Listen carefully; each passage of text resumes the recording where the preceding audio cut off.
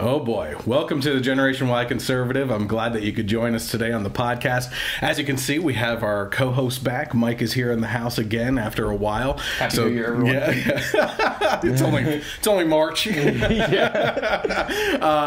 Glad that you could join us today. We have a lot of different topics we're going to be going over. Some very funny, entertaining topics to start off the day, including what would happen if you just downed a whole bottle of liquid Viagra. Yeah. Yeah. What would the effects of that be? Besides maybe the obvious. Also, if you're interested in going to Costco, they have a prepper's dream right now, a very big barrel-like thing of macaroni and cheese that will last you a pretty long time. Mm-hmm. We're going to also be going into a lot of political topics as well, including the wall specifically. Mm-hmm. Jim Acosta was down there and made an ass of himself.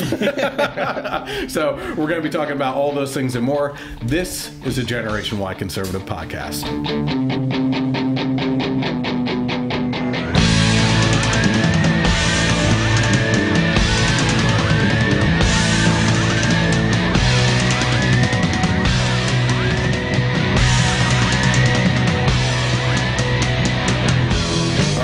Everyone for joining me on the podcast today. If you're watching live right now, you're watching on Facebook, you can head over to the Facebook page, which is the Generation Y Conservative. You can get all the information for these at the bottom of the screen right now if you're watching.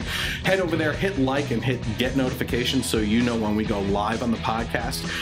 You can also follow me on YouTube, which is more important. I am looking to have a subscriber push, I guess you could say is what it is right now. So if you have a Google account, head over there, hit subscribe. It's youtube.com/GenYConservative, and then you can hit the bell for notifications on that as well, which will give you an idea of when we publish the HD version of the audio and video from the podcast, as well as firearm spotlight reviews from Relic Hunter Firing Line. We have that is going into the books soon. We're going to be shooting some more videos and guns at the same time. Want to be a part of for those. Well, I'm trying to set that up for us all to be a part of that then. Also, we do movie reviews on there as well. Now, the last one that was on there was Wreck-It Ralph, which was the family review for us. Yeah. We certainly have quite a year coming up of movies. So, what's coming out this week? Glass is coming out this week. I might put something together for that because I'll be down in Maryland this week doing some work down there. Might go see that. But also we have obviously the big Marvel movies coming out this year, including Captain Marvel, Avengers Endgame, followed by the trailer drops today for the new Spider-Man movie, Far From Home. So that should be interesting as well. And there's a bunch of other superhero movies coming out too. Dark Phoenix is coming out next month, I believe. Yeah.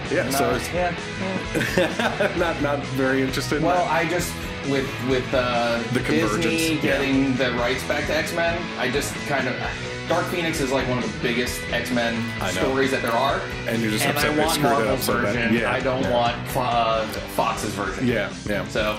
Okay, well, you can find all those movie reviews on the YouTube page there as well, where we also split up. I've been getting back into that, splitting up the podcast into more digestible clips and everything. If you haven't seen the podcast over the last 2 weeks, head over to the page because there's a lot of really good topics, including one we're going to be following up on today, which is the transgender woman that goes off in Gamestop. She actually sat down for an interview, and that was pretty interesting too. But yes, 2 weeks ago we had the transgender GameStop person flipping out on the "it's ma'am." We also had the gender snap who went off in the vape shop and was flipping out on the Trump supporter for wearing a Trump shirt and hat. And there were a couple other good ones. Oh, the abortion video. I tore apart the abortion video where they're trying to indoctrinate children with their views of abortion and everything, which was just beyond sick. So head over to the YouTube page. You can catch a bunch of those. Obviously today, if there's any really good ones that are funny or anything, we'll split those up into digestible content as well.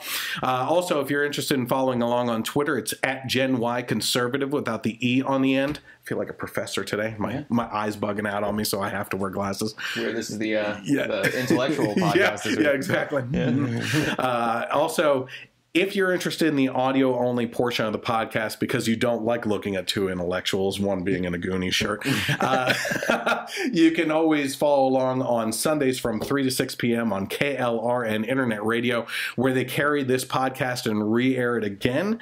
And they also put me on the iTunes, iHeartRadio, Google Podcasts, and Spreaker as well. So anywhere that you're subscribed to audio podcasts, certainly just do a search for the Generation Y Conservative Podcast, and you can find it there. How's it going? It's going. One thing we talked about it last night too. Yeah. Just want to ahead of time. I've been away because of some family stuff going on. Everything's okay, so no worries from everyone. But I may possibly get a phone call that I might have to step away for. Yep. Maybe not, but if I do, that's why. So yeah, no worries. I'll be right back. Let me ask you something. I talked about this a couple podcasts ago. It took me a little while to see and everything. Is that the heater over there making noise? Or it's your chair. Yeah. Did you happen to see Netflix's Bird Box? Yes, I did. Yeah, what do you think? You know, everyone's hating it. I thought it was good. Really? You hear a lot of hate? Yeah. I liked it. I hear a lot of people say now, a lot of negative stuff, but I liked it. Yeah. You know, I did think it was basically a different version of A Quiet Place. Yes. You know? Yeah. But I thought it was pretty good. Yeah. I really enjoyed it. Well, apparently, there's challenges. Bird Box challenge. Yeah. Nothing like a movie to showcase the idiots of America. Yeah, no kidding. So this is the headline from The Blaze. It says a Utah teen crashes the car while driving blindfolded during a Bird Box challenge.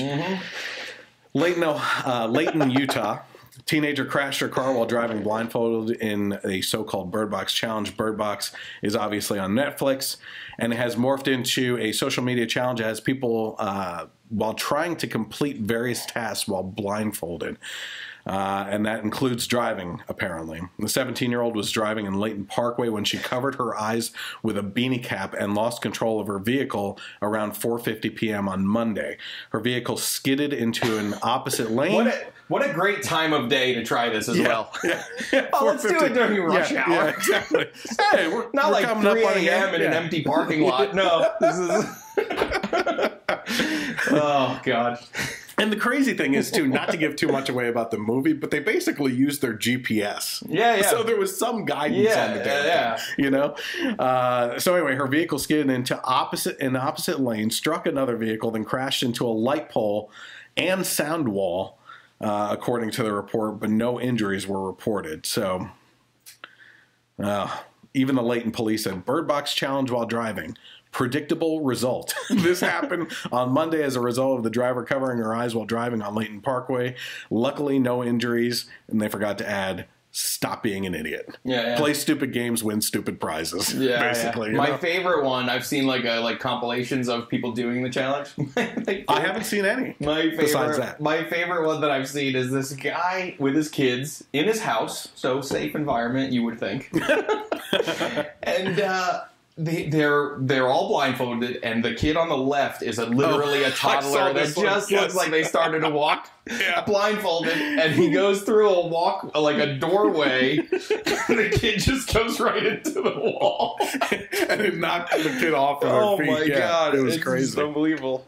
Oh my gosh. And then all the memes where you see Sandra Bullock's blindfolded head on stuff. Especially on the Chicago Bears kicker. Oh, well, my favorite one that I saw was her head on Alshon Jeffrey going like this. And neither the Cowboys or the Eagles are in the playoffs anymore. Yep. What do you think, real quick, because I hate the Patriots, obviously, and my wife loves them, what do you think about next week, them versus the Chiefs? I think that's... I mean, it's definitely good that it's away from Foxborough for the Chiefs. Yeah. Because the Patriots, I think the Chiefs only once have won a championship game away. But I was watching one of the football shows this morning, and the one guy was saying that the Patriots have some guy chained to a desk in the basement just watching Chiefs footage. And that they filmed personally. Maybe. But, it's hard to... just Brady's... Just his attitude as far as, like... even though he's won so many Super Bowls, people consider him the best ever and all this stuff, he's still like, yeah, people think we suck, so that's fine. You know, like any negativity is just fuel for this guy, no matter what. I slightly disagree. Yeah. When he loses, he is the sorest loser ever. Yeah. Like, look at the Super Bowl last year. Biggest game. Time to showcase the type of person you are morally and everything. Oh, yeah. Walks right off the field. Doesn't even go to congratulate the other team or anything like every other game that a football player does. Yeah. He's a crybaby. Yeah. He is. I don't think he has much moral character. Yeah. He's a good player. I'm not going to deny that. But morally, doesn't fill the bottle. Well, I don't know. We'll see. It's just, I'm sure he does a ton of charitable stuff, you know? And it's because he's a sore loser, does that mean he's not moral? No. I'm just saying in regards to sportsmanship. Unsportsmanlike. Yeah, okay. Unsportsman. Yeah. A better word for you. Yeah. And that's why I always think like even the athletes that we hate the most, like they still probably do a ton of good stuff. Yeah. Just personally, you know. So, but we still just like to hate him. Speaking of characters, here is the interview, and it goes back, and I don't have to explain it all again. But a transgender woman that flips out in GameStop over the guy behind the counter, and I say guy, assuming, and he says, "Sir," because clearly this is not a very You have a pink shirt and pink shoes, and that's about all you're trying it's not even like he was wearing a dress. No. Like, you know. Yeah, we'll get back to that. We'll talk more about the implications of that, but let's hear what she had to say about the altercation. Let me just say, I know that I said he. Oh, yeah. That wasn't a mistake. Okay. All right, let's take a look here. Excuse me, it's ma'am. It is ma'am.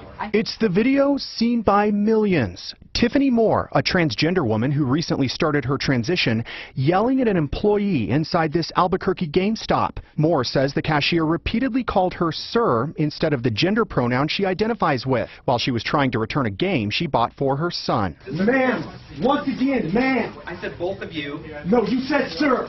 Once again, it's ma'am. I actually said both of you guys. It was general. Right beforehand, you f***ing said sir. Sir? Okay. Take it outside. If you want to call me sir again, I will show you a f***ing sir. I apologize. I apologize now. I was so angry at that point because literally 5 or 6 times he had called me sir and got me so fuming angry, and I was cussing that. The internet responding to the viral clip with memes like Supermam, Aquamam, and Macho Mam, Tranny Savage. Tranny is a slang term for transgender that many find offensive and derogatory. What's really sad is it's bringing so many bigots out of the woodwork. But Moore, a local MC and rapper, isn't letting the memes get to her. She's using her newfound viral fame to raise awareness about the transgender community, and she even wrote a song to get her message out there. We're humans just like you. We're people just like you. We have kids, we have parents, we have brothers, sisters, aunts, uncles, cousins. We're just trying to live. Yeah, my fault. As for how Moore handled the situation inside the store with that expletive-filled outburst, and yeah, I could have reacted a whole lot better. But you know what? I look back at it, if I could, I wouldn't change a single thing. I would do it 100,000 times again. I would kick over that display 100,000 times again because my actions were justified. I mean, it was blatant and malicious hate. It was blatant and malicious misgender. What do you think of that song? Oh man, just rolls off the tongue. I thought he was going to throw down I'm seeing the pictures rhyme. now of the memes. Yeah. Macho Man. Well, first of all, let's go into this. At the very end there, she said that she would do it all again because she was justified in the way that she acted, right? No. To me. No, you weren't. Right? Yeah. No. We've worked in retail. That's how you and I met, working together in retail. Yeah. And that kind of behavior, no matter where you are, no matter who you are, no matter your religion, your sex, your gender, your whatever, right? Yeah. That is not how you act as a person, right? Yeah. Now, I personally think that the outcome of all this and the memes that you're seeing over there and everything would have been a lot different had she been acting more ladylike, right? Mm-hmm. Like, I get it. Look, if you really... Not even ladylike, just polite.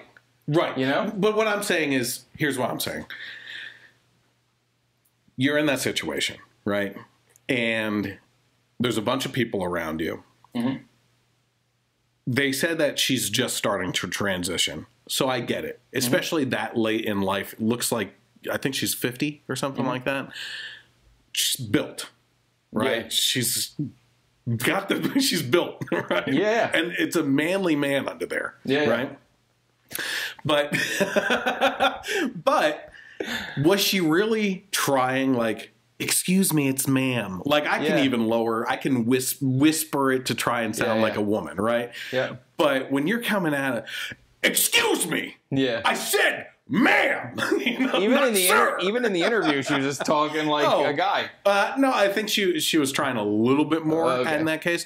But one of the things I found, well, there was something that we wanted to talk about. You wanted to bring up about this whole situation, and then I want to get into something that I have been listening to Jordan Peterson a lot. Yeah.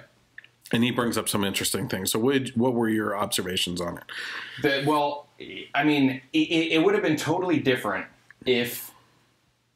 All right, I'll just be respectful and say she. Yeah. I mean, yeah. If that's how she, feels, and that's, So, but if she were to be like, even if they were to call her sir, just be like, listen, I understand that this is probably not...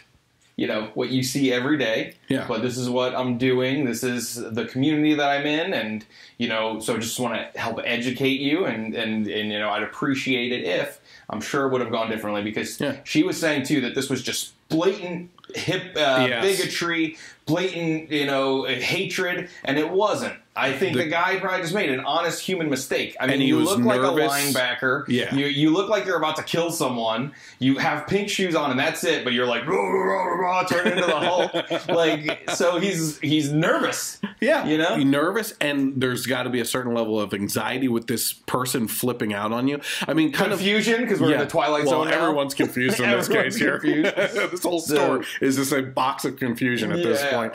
But to kind of go off of your point on the whole interaction and everything with what that she could have said, right? In regard, hey, I understand this is a new situation maybe for you to be in and everything, and we can tackle this together, basically.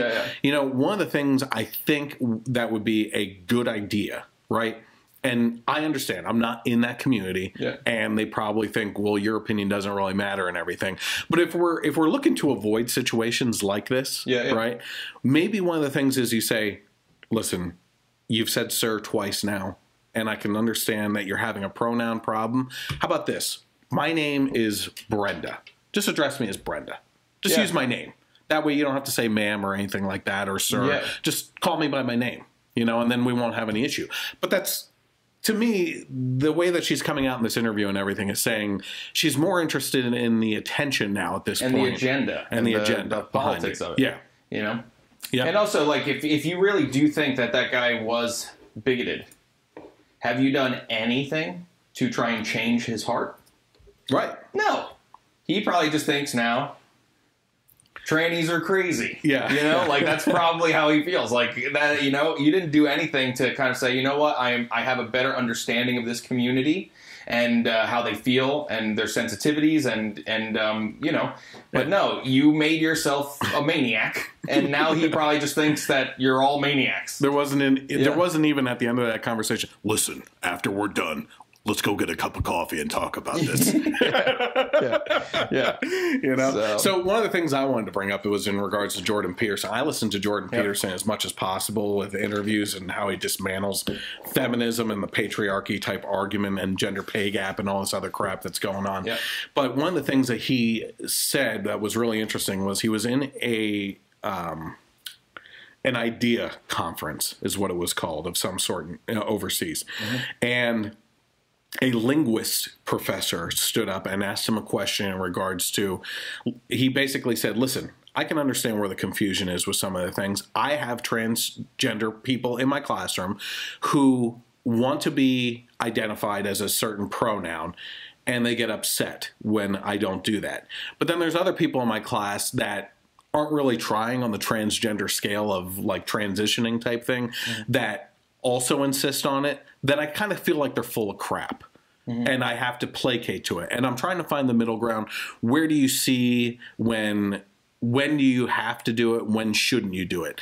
And Jordan Peterson's thing was, listen, the reason why I shot to fame in this case in regards to speaking out on these issues was because the Canadian government was trying to compel me to use pronouns under threat of legal action like arrest, right? If I don't use the correct pronoun according to what someone wants to be called. He said, now, if you look at my personal life, and this is kind of like what I was trying to do in regards to this video, right? I kept on referring to her as she, right? If a person wants to be called that, and I'm in that situation, and I can suppress what I'm seeing and go based on my mind, you know, because I think that's the tough part. I think that's what was happening with this employee. There was a certain level of an anxiety there, and he was reacting to other circumstances, not the pink attire, right?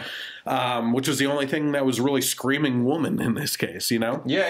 So Jordan Peterson said, listen, if someone wants to be called something, I will try my best. I will do that. If that's what makes them comfortable, I'm not out here to piss anyone off or anything. My issue is that we are trying to control free speech and funnel it into an area where the government is compelling you to use certain language under threat of legal action.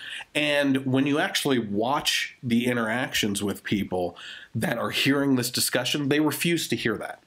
It's like, so what are you saying? Like, when is it appropriate? When isn't it appropriate? He's like, it's not a matter of appropriateness. The appropriateness really comes down to the government. And he said, you know, this is a matter of me. This is just, I don't want the government telling me what I have to do, right, in regards to my free speech. And the guy responded with, well, this is really a matter of we, right? Because you're telling people to do these things. He's like, no, I'm not. That is not what I'm doing. If I feel like I have to pursue my life this way and speak out against the government this way, and other people are listening to me and they want to follow along with that, then that's them, you know? But as far as I'm concerned, I'm just speaking on my behalf here, you know? So it's just interesting. It's all these people flipping out like this transgender woman in GameStop and everything. There's no reason to get to that level when we're so early in these stages of this pop of insanity. I'm sorry, but it is. Like, I'm not specifically talking about the people themselves, but if you're going to flip out just because the rest of society is trying to adapt to the situations and circumstances that involve you, when it's really come up over the last 5 years, listen, it used to be called transvestites, trannies was the word and everything. And it wasn't offensive back then. It was an actual defining characteristic and everything, but they keep on changing the language. Now tranny is offensive, right? Transvestite isn't even the word to use anymore in LGBT. Now it's transgender. So the language keeps on changing, and it comes down to if the government is going to compel you to use this type of language, where does it stop? Right?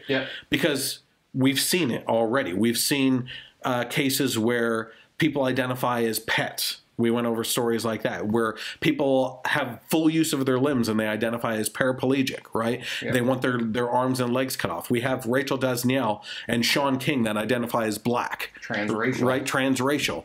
You have the guy up in Canada who's like in his 60s, identifies as a 6-year-old girl and was adopted by people and is now not paying taxes because of his age bracket. We had the guy who wanted to identify as 25 years younger so he could be on Tinder, right? And that's trans ageism then, right?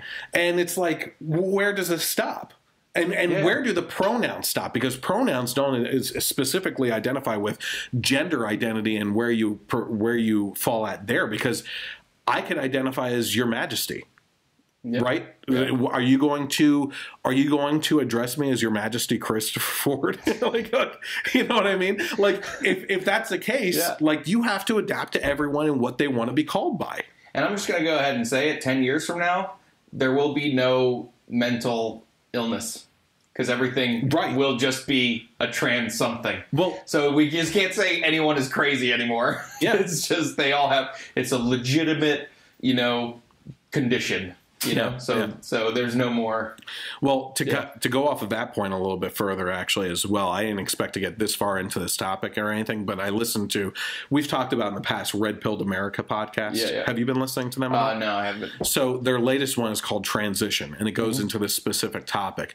And what happened was there was a case of two young males that were twins, right? And this is in the 80s, or late 70s, 80s. And what happened was there was a circumcision that went wrong on the one using, I don't know if they used plasma or laser or something like that, but it burned the penis, basically, into like bad. It was bad, right? And at the same time, an interview came out in Canada of this doctor who was working at Johns Hopkins who was starting up this new trans wing of the hospital, right? I forget what the exact terminology was and everything. But basically, he said that this is a matter of, we can actually prove that this is nurture over nature, and that a person can be nurtured into thinking that they're a different gender instead of nature basically pushing in that direction. Well, these parents were faced with the decision, okay, that my son no longer basically has a functioning penis anymore. Can we talk to this doctor about seeing if we can condition him into a girl, right? So they did that. They went through this whole process, and they started dressing the boy up at 2 years old as a girl in a dress, and immediately the boy started tearing it off and saying that he didn't want to wear that and everything. Brought up, and this turns out to be horrible. I had just eaten. I almost felt like pulling over and throwing up. Because there was such a backlash from the boy into the transition period and everything, they had to continually go back to this doctor to try and find ways to convince him that he's a girl, right?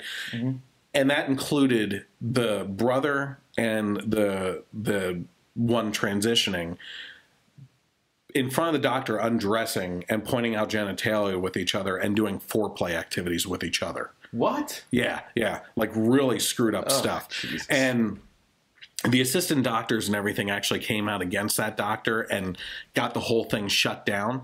Eventually, because of the mental trauma that the brother was put through in his late teenage years, early 20s or something like that, in the late 90s, committed suicide.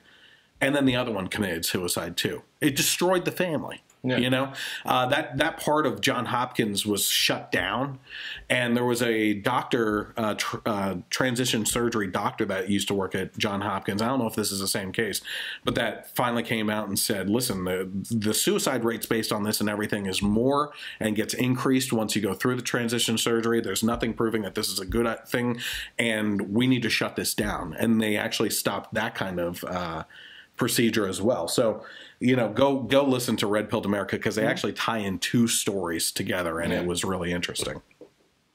Anyway, any more on that? I mean, what else is there to say? I mean, it's like if you I'll tell you want what to there be is to say. treated like a lady, if you want to be treated like a lady, act like a lady. Okay, so this is pretty interesting here, and because of where you're sitting, I might have to turn this. Did you see this Gillette commercial? No. Okay. So Gillette just released a new commercial basically about toxic masculinity. Oh, okay. Okay. So let's take a look at that and then kind of get your thoughts on that, okay? Bullying. The Me Too movement against sexual harassment. Masculinity. Is this the best a man can get? Is it? We can't hide from it. Sexual harassment is taking over. It's been going on far too long. We can't laugh it off. Who's the daddy? What I actually think she's trying to say. Making the same old excuses. Boys will be boys. Boys will be boys. Boys will be boys. But something finally changed. Allegations regarding sexual assault and sexual harassment. But she says it's And there will be no going back. Because we believe in the best in men. Men need to hold other men accountable. Smile, sweetie. Come on. To say the right thing. To act the right way. Bro, not cool, not cool. Some already are. In ways big Yo, men, and small. I am strong. I am strong. But some is not enough. It's not how we treat each other, okay? Okay. Because the boys watching today will be the men of tomorrow.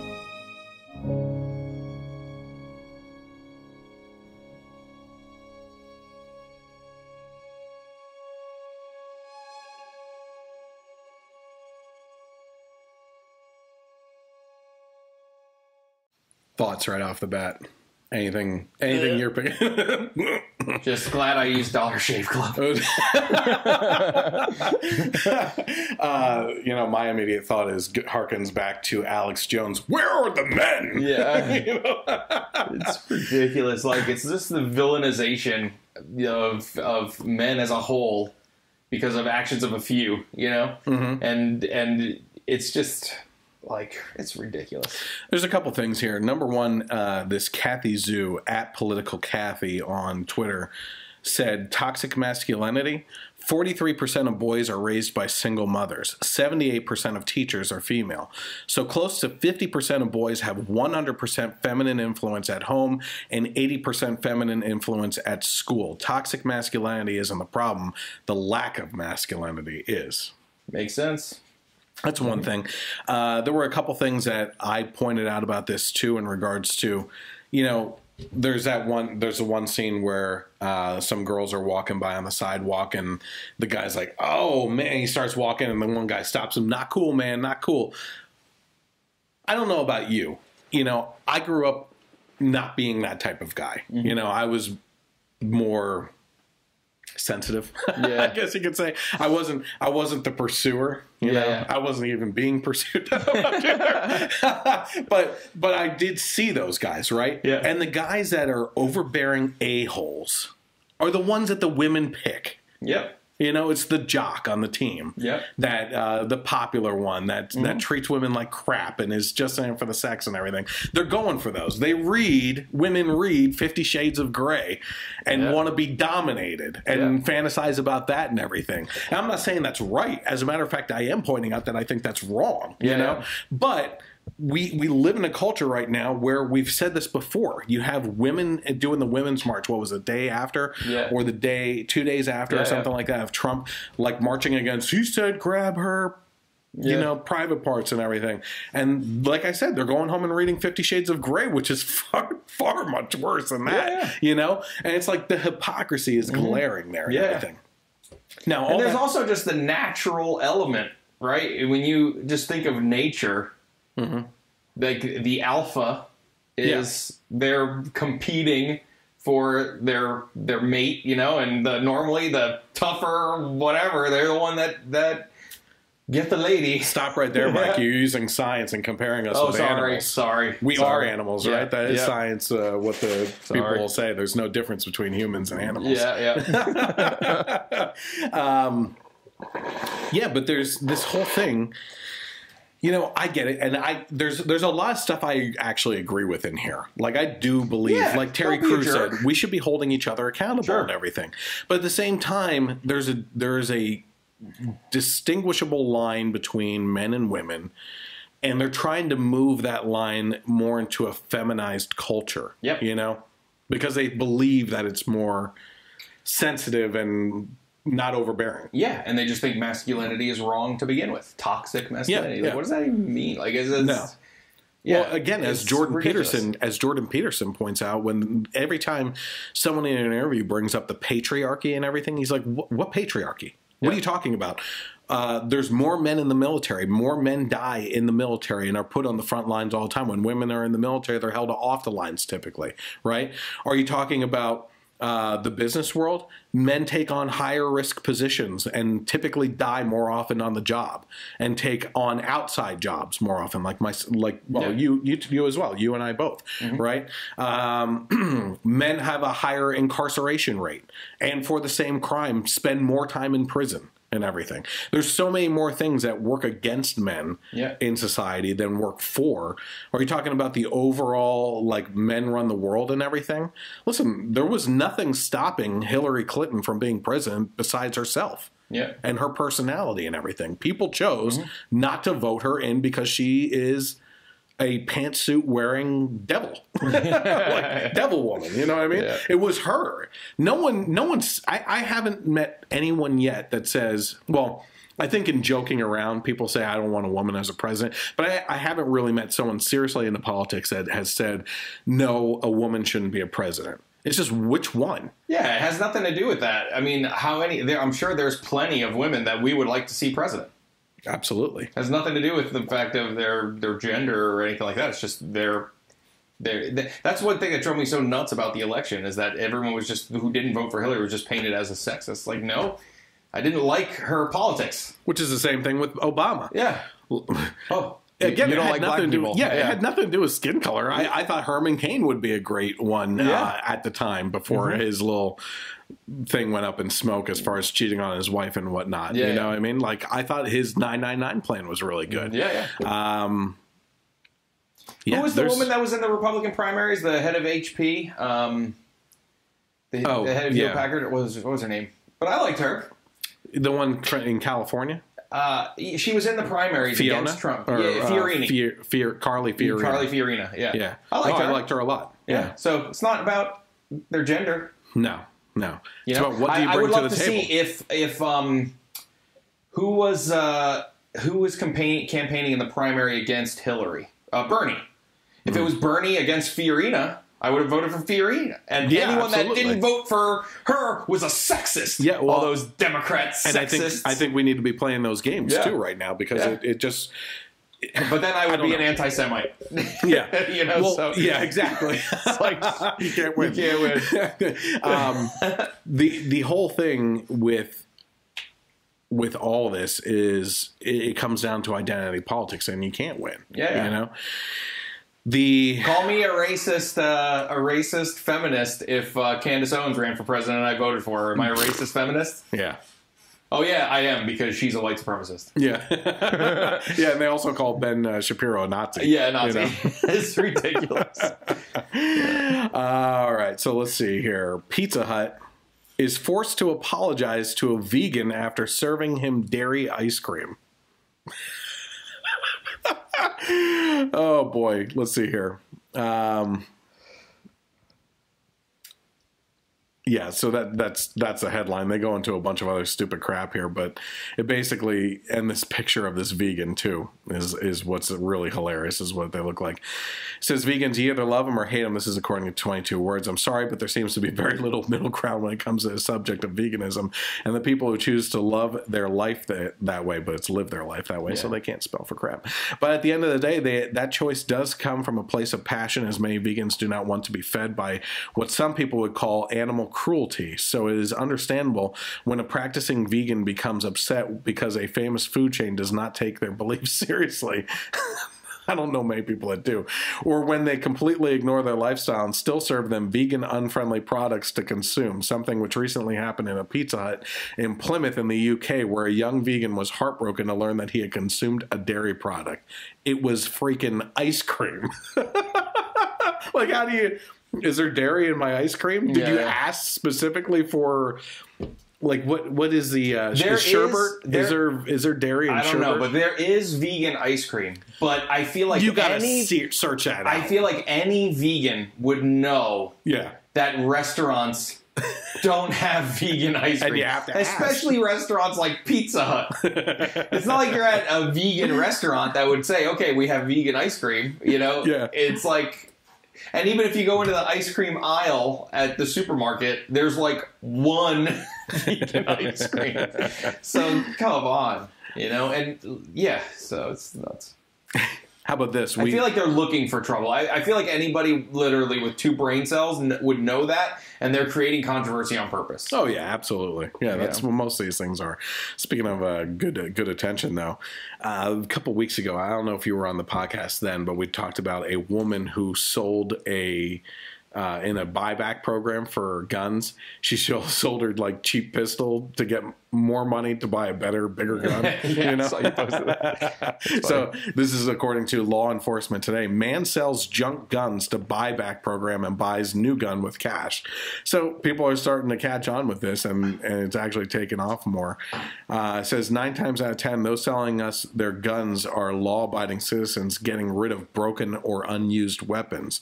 It's entrepreneurship at its finest. So like a for trade-in that, program. Yeah. Missouri man sold his firearms made out of scrap metal and garbage to a gun buyback program. So he just cobbled together crap. He should have just like wrapped tinfoil together and put it in shape. Well, apparently doing this in school is a gun. Yeah, no kidding. That's a class 1 firearms offense there. And I would know because that's the zero tolerance program at work for you. Yeah. And then use the money to buy a real gun. We call that man a patriot. Yeah. It says in Law Enforcement Today. YouTuber Royal Nonsuch made a quick $300 by taking 3 firearms that he'd built out of scrap and selling them back to the state of Missouri. He described 2 of the pipe guns as the crappiest guns I've ever made, but was still able to successfully sell them off to the program. Oh my goodness. So you can look up that YouTuber Royal Nonsuch and actually see a video of these guns that he put together, but that's pretty funny. Speaking of men and toxic masculinity and everything, this is according to IFing Love Science. We're going to have a couple articles from them today, including one of pure hypocrisy as usual. But this is just a fun one. Here's what happens when a man took a whole bottle of Viagra at once. It says, new medical case study reported in the journal JAMA Ophthalmology. Yes, this week. I did pretty good on that one, by the way. Tells the story of a man who drank a whole bottle of liquid sildenafil, the active ingredient in those famous little blue pills called Viagra, and it didn't end well.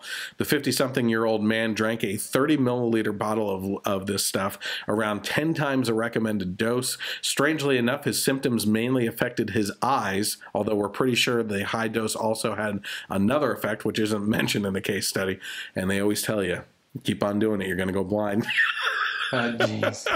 Doctors treating the man at Massachusetts Eye and Ear Infirmary in Boston reported that he was suffering from debilitating night blindness and extreme sensitivity to light. Most peculiarly of all, he started to see donut-shaped spots in the center of his vision. His initial symptoms started to clear up, however, the strange shapes remained.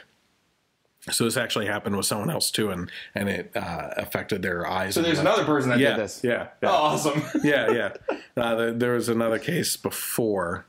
It says, unfortunately, the doctors told Live Science that the man did not return to the hospital for a follow-up appointment. He was obviously having way too much fun for a while. So it's unknown if or how his condition resolved itself.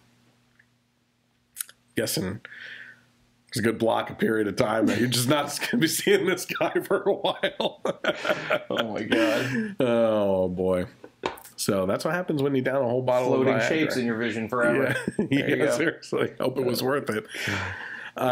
Here's the other IFing Love Science article. It says there's a problem with the Hubble Telescope, and thanks to Trump's government shutdown, no one is fixing it. Trump. Damn you, Trump. Damn you. Trump's government shutdown has entered its 19th day, only 3 days to go until it breaks. Now, this is a couple days ago, obviously. With an estimated 75% of government personnel being affected, more than 800,000 people working for federal agencies across all 50 states are not getting paid. Sounds like a deal. National parks are closed, which, with no staff to monitor them, has led to indiscriminate pollution and vandalism. Now, the latest victim of this vain political act is cutting-edge astronomy. It says Hubble's main instrument, the Wide Field Camera 3, suspended operations on January 8th. Due to a hardware problem, the WFC-3 is equipped with spare parts and hardware to resolve issues such as this, but due to the shutdown, it's unlikely the fix will come anytime soon. What's stopping anyone from just going and fixing it anyway? Because these people also, what I think a lot of like a misconception, you know, they think, oh, they're not getting paid. They will be back paid. Yeah, that's always part of the deal. So go fix it. Yeah. Do your job. Yeah. If it's like this big thing, go fix it. Plus, aren't you bored? You're not doing anything anyway? Like, you know, I feel like most people in the astronomy field probably aren't just going to it because it's like, oh man, it's my 9 to 5 grind. They probably really love what they're doing and like the exploration and the discoveries.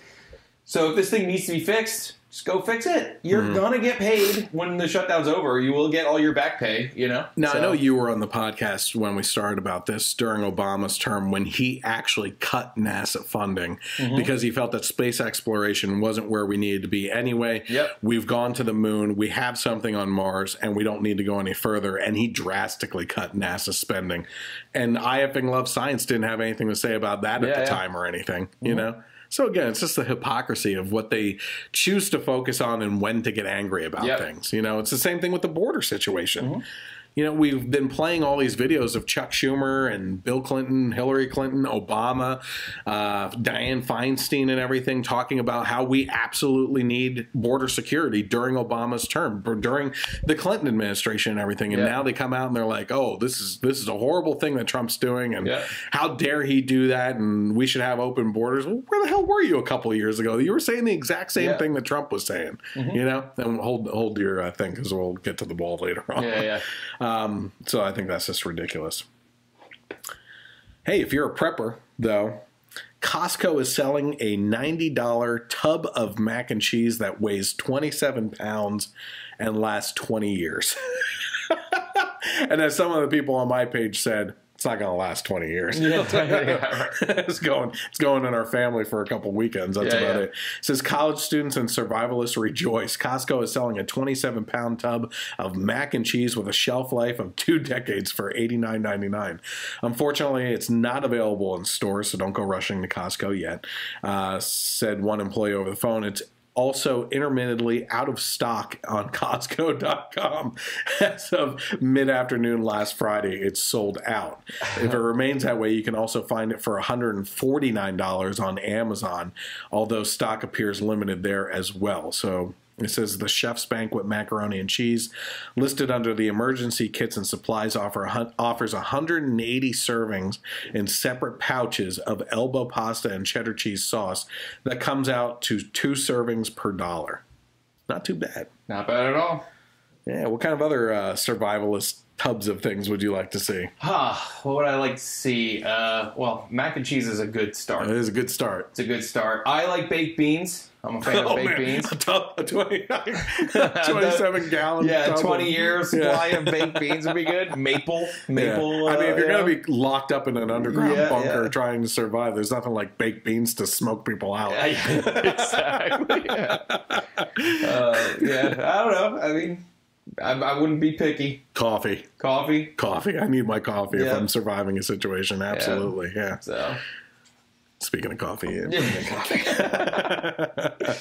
How about this one?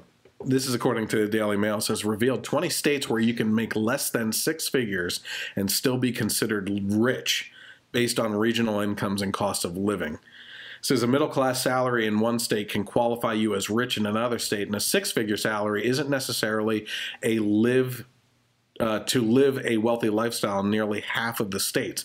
It's easier to be considered rich in Mississippi than anywhere else in the country, with a salary of $81,000, marking the threshold of wealth in that state. The states where being rich is most attainable are concentrated in the South and the Rust Belt, along with several in the rural West. So it seems to be Montana, Idaho, South Dakota, Missouri, New Mexico, Oklahoma, Arizona, Louisiana, Mississippi, Alabama, parts of Florida. That's at like 95,000, so it's still not hitting the 6-figure mark. South Carolina, North Carolina, West Virginia, obviously. Sorry, West Virginia people. Michigan, Indiana, Ohio, Kentucky, Tennessee, and all the way up in Maine. Have you ever been up to Maine? No. Yeah, it's not worth it. As far as I mean, unless you're a hunter or something like that, or you like snowmobiling and stuff. I went up to Maine skiing one time and driving through the desolate forest, and not even good forest. Like there's good. I've driven through good forest, like in the Panhandle of Idaho, which is surprising. You think Idaho, you think potatoes and like farmland and stuff. No, in the Panhandle, when you're driving out from Washington, like Seattle, Washington, across country, it's It's one of the best states I ever drove through. Yeah. But yeah, you can actually go on Daily Mail and actually take a look at this article and everything. And there's a bunch of different states here. But obviously, you know, you look at Washington, California, Texas, Pennsylvania, New York, New Jersey, D.C., obviously, Vermont, and those big areas where the big liberal cities are.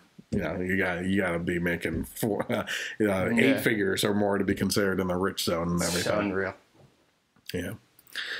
Another list of states here says, here are the top 5 states people are fleeing and where they're moving to.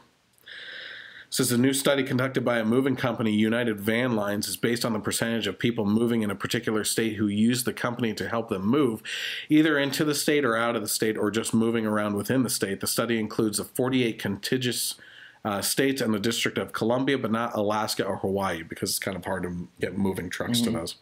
First one, New Jersey. They're fleeing New Jersey. Wonder why. 66.8 of all moves, percent it must be, 66.8% of all moves in New Jersey resulted in residents leaving the state. While the author of this post thinks New Jersey is a fantastic state, he's an idiot, it has the highest property taxes in the entire country. Yeah, highest property taxes. It's unreal. I have my parents' neighbor that he moved over and he had a house in New Jersey along the border of Pennsylvania. And houses along the border of Pennsylvania, you can get probably like a very, very expensive house for dirt cheap. Because on the Pennsylvania side? No, on the Jersey side. Oh. Because most people won't buy the house in Jersey when they can just buy the house right across the border, and the property taxes are a fraction. Yeah. So the expensive houses on the border of Jersey, they're giving them away because no one will buy it at a comparable price because they can just go 5 minutes across the border and get an equal house with property taxes that are way, way less. Like it's unreal. It's also the most densely populated state in the entire country, even with high taxes. Not for long. Yeah, no kidding. This is, it says even with the high taxes, this is New Jersey's first year as the #1 state for people to leave. For the past 10 years, United Van Lines has listed it as number 10. That's a huge difference to drop from 10 to 1. 34.73% of people leaving the state told United Van Lines that they did so for a job. It's weird. I thought jobs weren't available under the Trump economy. It's crazy. How about this one? Number 2, Illinois. When people in Illinois move, 65.9% of the time they move outside the state. According to the U.S. Census Bureau, after New York, Illinois has the greatest net loss of citizens between 2017 and 2018, which is approximately 45,116 people leaving the state. It's pretty big. Yeah. Let's go to the next one here. Number 3, Connecticut. I can understand why. Yeah. While nearby Vermont may have seen the highest percentage of people moving in, Connecticut has more in common here with neighboring New Jersey and New York. 62% of all moves in the state for 2018 were former residents leaving.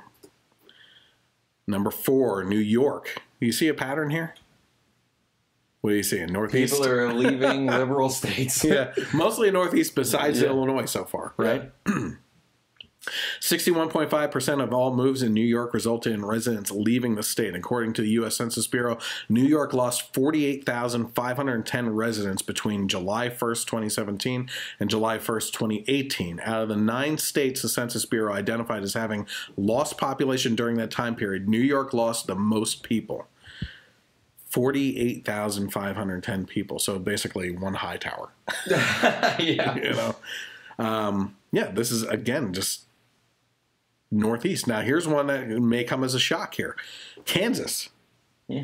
Kansas might not seem like it has too much in common with the other states on this list, but it still lost one of the highest percentages of movers last year. 58.7% of people who use United Van Lines in Kansas in 2018 were leaving the state. It doesn't really give that much of an explanation as to why.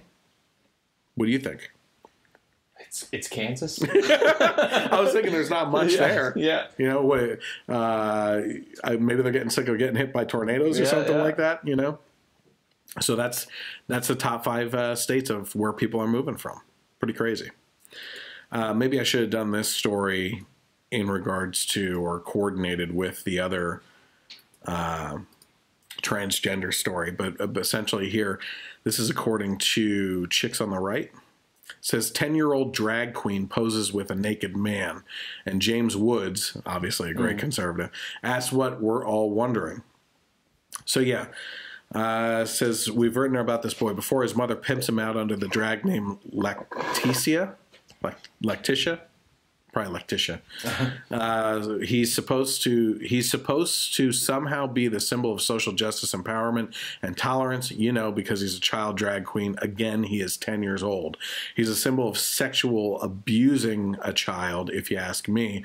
This is according to the Daily Mail. It says on Monday, 10-year-old Canadian boy Nemes Quinn, it's a Canadian name, Malaquin Golden, was featured in a troubling Huck magazine. Yeah, no wonder they changed it. Troubling Huck magazine piece and highlighting the life of a so-called child drag queen. That's child abuse. Yeah. It is. You know, there was that one that's like been in the news more in the United States. This is a Canadian one. But the one was a boy around this age dressing up in drag and everything. And they brought him to a bar and he was doing like the catwalk at the bar and they were throwing dollar bills at him. That's freaking pedophilia. Yeah. That's pedophilia. What bar too? Yeah. Like a gay bar or like a it had to have been. Thing? Yeah. No, it had to have been. I mean, if it's just a normal bar, dudes must have been really drunk. Yeah, no kidding. Young Nemes, whose drag name is Queen Lactitia, was shot by photographer Jonathan Frederick Turton for the spread, which I hate using that word in this case. In one of the shots that did not make the magazine, Nemes, in full drag makeup and a black dress, is posing for a photograph with the season 7 winner of RuPaul's Drag Race, Violet Chachki. In the shocking photo, Violet is wearing nothing but a pair of heels and a small piece of fabric covering his genitals. I'm not going to put that picture on the podcast because it's disgusting, but you can find it out there. James Woods. It'd be interesting, though, to see if you did put it up, if YouTube would take it down. Yeah, no kidding, because it's on a conservative channel. But it's also, you know, do they not like child drag queens on YouTube? Because I would bet maybe they're the ones with the issue. Yeah, no kidding. This is what James Woods tweeted out. Hollywood James Woods says, so would the FBI consider this child pornography? I'm asking this seriously. If it were a 10-year-old female child photographed with a naked adult male, would authorities intervene? Yeah, I think so. I think that's a rhetorical question, is it not? Yeah, of course. It's just disgusting. Like I think the majority of people that feel like we do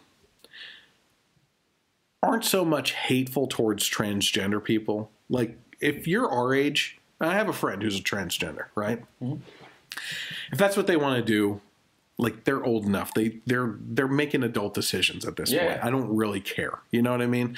But when I see this stuff happening to children, especially that haven't hit puberty, and puberty often reveals a hormonal change in kids and they realize different things, you know? So to put hormone blockers in before puberty and all that, that's child abuse. It is absolutely child abuse. Yeah, absolutely. You know? And that Red Pilled America podcast I was talking about, I told you that they kind of intertwined two stories that eventually met up with each other and all dealt with this doctor that was doing all this stupid stuff. The other story that was going on was a boy who would spend the weekends at his grandparents' house, and his grandfather owned a towing company, right? And so the grandmother was a seamstress and would work while he was in the house and everything, and the grandmother sewed this boy, who I believe was 5 at the time or something like that, a dress to wear around the house. And said, "Oh, you look so pretty. You look so pretty," and all this. And he said, "I realize now, after studying psychology and looking back at my youth and everything, that I was abused as a child. You know, that what was happening was I was getting more affirmation from my grandmother at the time for being a girl than I was just being myself. She was showing more affection to me." as a granddaughter than a grandson, and no one else in the family knew this until he snuck the dress home one night, and they found it in the dresser drawer, and they didn't allow him to go see the grandmother anymore, which obviously splintered more feelings there and everything.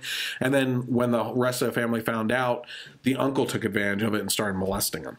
So, like, big mental issues that this child's dealing with through the adult life eventually transitions to female, then eventually transitions back. It's already destroyed a marriage, his relationships with his own personal family, as well as his relationship with his wife and his kids that he eventually had. And it's just, it destroys things, you know? Yeah. Because we're not allowed to ask these serious questions anymore of, like, what's going on with you? You know, I think we've talked about this before, where if you claim to be a paraplegic or quadriplegic, right, but you have full use of your limbs, and you say, I identify as a quadriplegic and cut off my arms and legs, they're going to be like, no, you need to go seek help and find out what the heck is going on with you. I told you, though, just a matter of time before they won't do that anymore. I know. And that's kind of where we're going. But if you say, hey, I'm a female, cut off my penis, they're like, yeah, let's freaking do it. Let's throw a party, too, you know? It's like, what? You know? And but the Dr. So, who has been on Joe Rogan's podcast, was interviewed on Glenn Beck's podcast. She's shown up on, she has her own podcast and everything. Yeah, I've seen her. She's awesome. And she takes a very unbiased opinion and look at it. She's like very matter of fact, factually, here's what's going on. I have again, same thing with her. I have no problem with transgender people. If that's what they choose to do, then that's what they choose to do. I just really don't care. But when it comes to children, you don't do that stuff. Because she talks about the actual science behind hormone changes and everything else, and how kids will, it feels a certain way, hit their teenage years and puberty and everything, and then go right back into their lifestyle and be perfectly comfortable. Whereas the opposite, if you transition too early and you regret it, the transition back surgery is actually a heck of a lot more painful than the transition surgery initially, because now you're trying to work with materials that are barely there anymore. You know? I forget what my point was to that. It was Dr. So, but she was basically saying those types of things. So it's just craziness. And it also just goes to show that, like, you know, both sides are looking at their science that they want to ignore. You know? I mean, on the left, they always talk about, like, oh, the right doesn't care about science, don't care about science. But then when it comes to this stuff, they're just like, la, la, la, la, la. No kidding. It's crazy. Okay, we had a comment from Robert Hare Jr., who I guess might be a citizen of Kansas, going back to the state story, saying, surprised to hear Kansas on that list. He feels that the standard of living here is one of the most balanced in the country. Interesting study. Robert has been very interactive with me on Twitter and everything else here. And apparently he's gearing up to literally run for president. Nice. He wants to run for president. And he said that he's taking a lot of cues or examples from Calvin Coolidge, who happens to be one of my favorite presidents. I remember. And what he did, which was a very non-interactive approach of that you just stay back. They're doing nothing is more than doing something when it comes to politics, and I agree with that. You know, things only get screwed up more the more that government gets involved. Okay, so the next one up here is obviously, you know what? Let me move this. I'm going to move this forward here. Yeah, because I'm going to keep that with the border security issue. Okay, how about this issue? Yeah, what are you talking about? This is a video of a woman who posted online. This is according to the Daily Mail. It says a clip filmed in San Antonio, Texas shows a woman confronted at her doorway. Secret Service agents and a police officer asked about her comments that she made online. The woman's nephew said they appeared after she posted about Donald Trump. Okay, so what she actually said on the post, trying to get to that here. When I made comments online, so the Secret Service showed up to my door. What statement? Okay, opening his files, the agent says, can someone shoot the fool between the eyes? Okay, so that's what sets up this interaction. So let's go take a look at what this Secret Service interaction actually looked like. I'm going to ask you some questions. What's your date of birth? None of your concern. If you're here at my door, you already know what it is. What's your name? It's Candace Castillo, the same name you asked for. Oh, and since you're SCPD, I would like you to inform me. Is this mandatory? Do I need to speak to you? Am I under arrest? Are you charging me with anything? Anything? Not at this point, no. So then, what is your concern? Why are you here? I'm here to ask you about the statements you made online. What statement? The specific statement. What statement? Can someone shoot that fool between the eyes already and call it a day? Oh, so what you're saying is I don't have a freedom of speech. I can't say what I want to. Ma'am?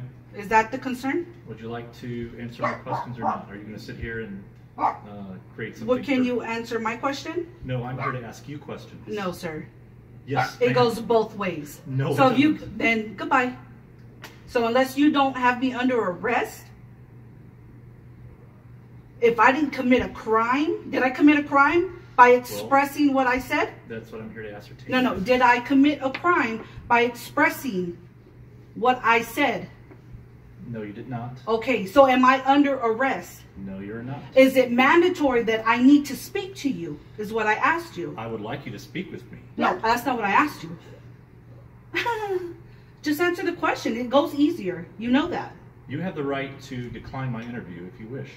Oh, I do? Yes, you do. Okay. You have a card? Maybe I could call your boss, and then we could really sit down. After I'll give you one of my cards. No, I didn't ask for yours. Oh. For yours. So I can get legal representation. And then you can ask all the questions you want in front of my attorney. Okay, if you want legal representation, that's your right. Okay, so just give me a card with your information, and we can contact you. Well, you can call my office. I'm not going to give you my card. Can you take down my number? Sure. Take down his number, Macy. I'm recording anyway, so you can just... Oh, okay. 210. Well, I don't really want my number on... wherever you put this. So you have a pen in your hand, write it down. Do you have a piece of paper? You have one right in front of you, sir. Don't be difficult. If you really want this answered, you really want it resolved, just write it down. It's that simple.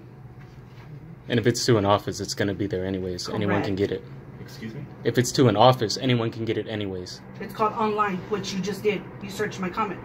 And if you don't mind just writing your name and your badge, I'll contact your office, and once I have legal representation, then we can sit down and sort it out. Off of a Facebook comment. It's all right. It's all right. Not everybody agrees with their commander-in-chief. Poor fucking them. Have a good day. Question for you, Mike. A lot of people were saying that this is a freedom of speech issue when it comes to saying things online and everything, right? So someone on, even on our side, on the comments said, listen, there's a matter of free speech. You can't yell fire in a crowded theater, right? Is that correct? Not really. But why? You know, you can say whatever you want, but you have to deal with what happens next. Exactly, and that's kind of what the problem is with our society right now, is there is a matter of freedom of speech, but you have to deal with the consequences. And that's what people misconstrue when it comes to that free speech, and when they say the fire and the crowded theater comment and everything, is they don't quite understand where that's coming from, right? Yeah. They immediately tie in a consequence to that and say you can't say that. Well, no, you're not supposed to say that. But if people get hurt in the process, if you yell out fire, right, in a crowded theater and no one gets up and does anything, nothing happens, right? Yeah. But if an old woman gets trampled or a child gets trampled from in a stampede of people trying to get out of there or something like that, then that is your fault. And you have to deal with those consequences. Yeah. But I think while this video was playing, you made a point, which is what my point was to bring up this video. Go ahead and talk about that real quick. Yeah, when she, apparently her comment was, will someone just please shoot this guy between the eyes and call it a day?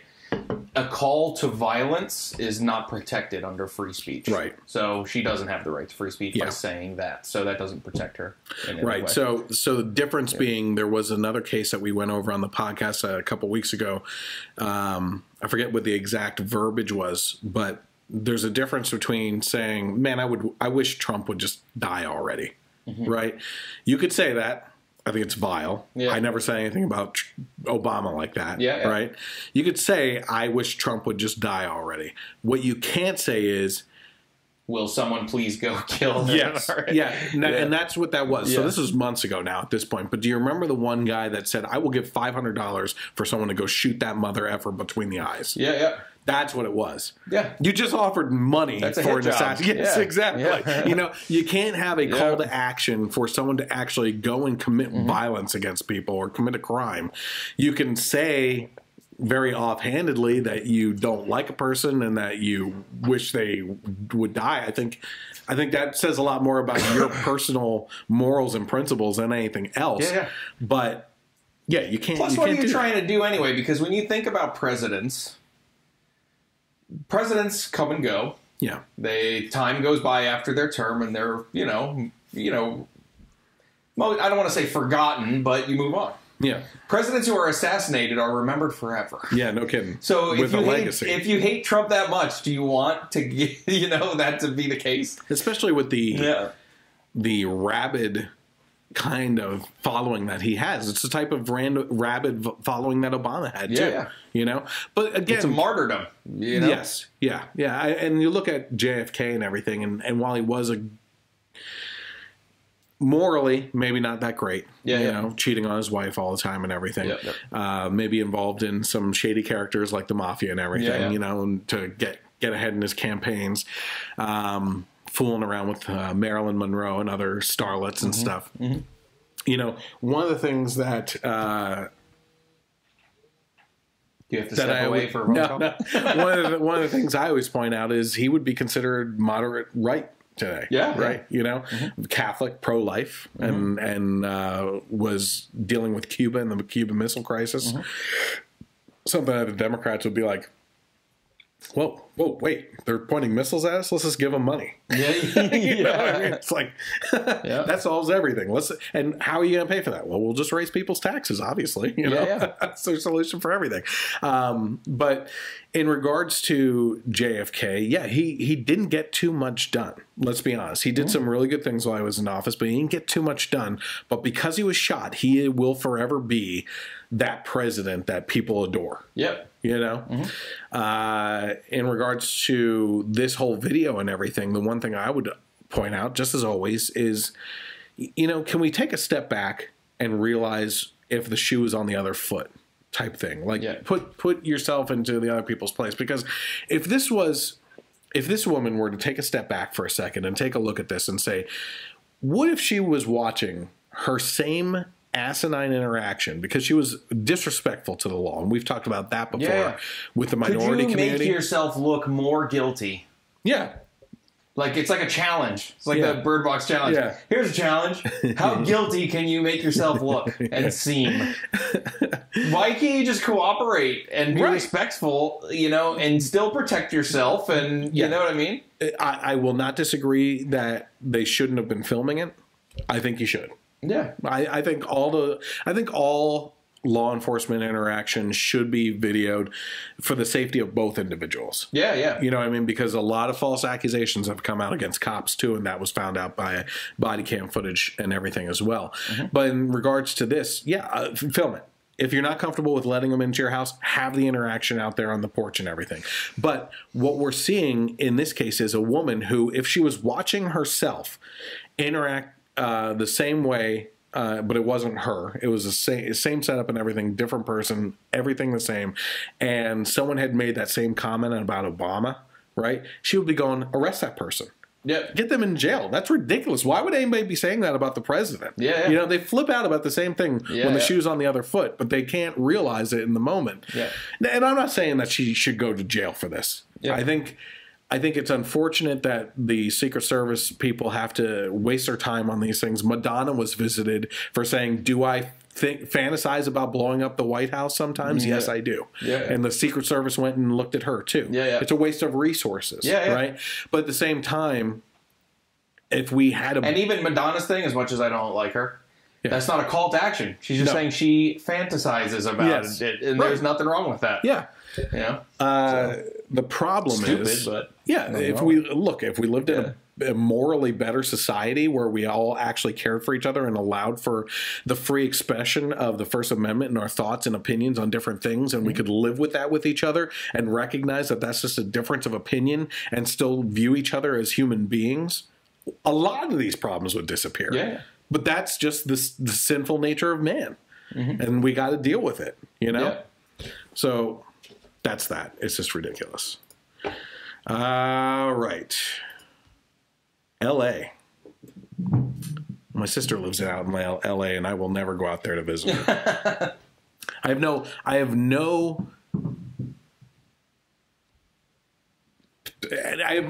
reason or desire. That's what I was looking for. I have no desire to visit California in any capacity. Yeah, I really don't. Yeah. I mean, all the issues that they're having, the types of people that live there. It's just like, I know Northern California has a lot of conservatives and farmland and stuff like that. Like a lot of California is actually great farmland. Yeah. And you're going to find the salt of the earth type people there. But when it comes to the major cities and stuff like that, it's terrible. We are one of the most viewed videos on my channel is about San Francisco's poop problem, you know, and I was blasted by some San Francisco people about it's not that bad, but then everybody that goes and visits are like, it's horrible. And people are shooting themselves up in the subway stations and stuff, you know. Yep. The only thing in California that I ever wanted to go visit was Alcatraz, and I'm not rushing. Yeah, no. It's I don't want to go that bad. I wouldn't mind Napa Valley. Yeah, you know. I have no desire for San Francisco, San Diego, maybe. I heard San Diego's beautiful and the perfect weather all year round. Like that's the only place in the world, apparently. But yeah, Los Angeles, no way. I hear about like 3 hours to go a couple miles. You know? Yeah. So this is the headline from Hollywood Reporter. It says, LA's battle for Venice Beach. Homeless surge puts Hollywood's progressive ideals to the test. So now Los Angeles is dealing with their own issues as well. I'm not going to get too far into this article. It's actually a really long article talking about the homeless population and what's going on there with the crime. This one guy specifically said that his Land Rover was hit in his driveway by other cars or vandalized 6 times within a matter of a month or something like that because of the problems of the crime out there and everything. And what are we seeing? We're seeing a massive homeless population with our citizens that are here legally, right? And we've talked about this before, too. Nancy Pelosi, Maxine Waters, Dianne Feinstein, like all these California Democrats that are for an open border and the influx of a sanctuary state in California where all these illegal immigrants and aliens come. And they're flooding that, and they want to take care of these people undocumented, but they're not even taking care of our people that are here, homeless, you know? And what does that end up doing? You see a higher influx of crime. You're seeing a higher percentage of human feces and urine in the streets, drug problems in the streets, right in plain view, enough so that they can't even get a control over with the police to get out there anymore. Like the police are just like, the crap happens, you know, basically. And all that under this guise of a fantastic state with astronomical taxes and property taxes and state taxes, local taxes. The cost of living out there is outrageous, right? For what?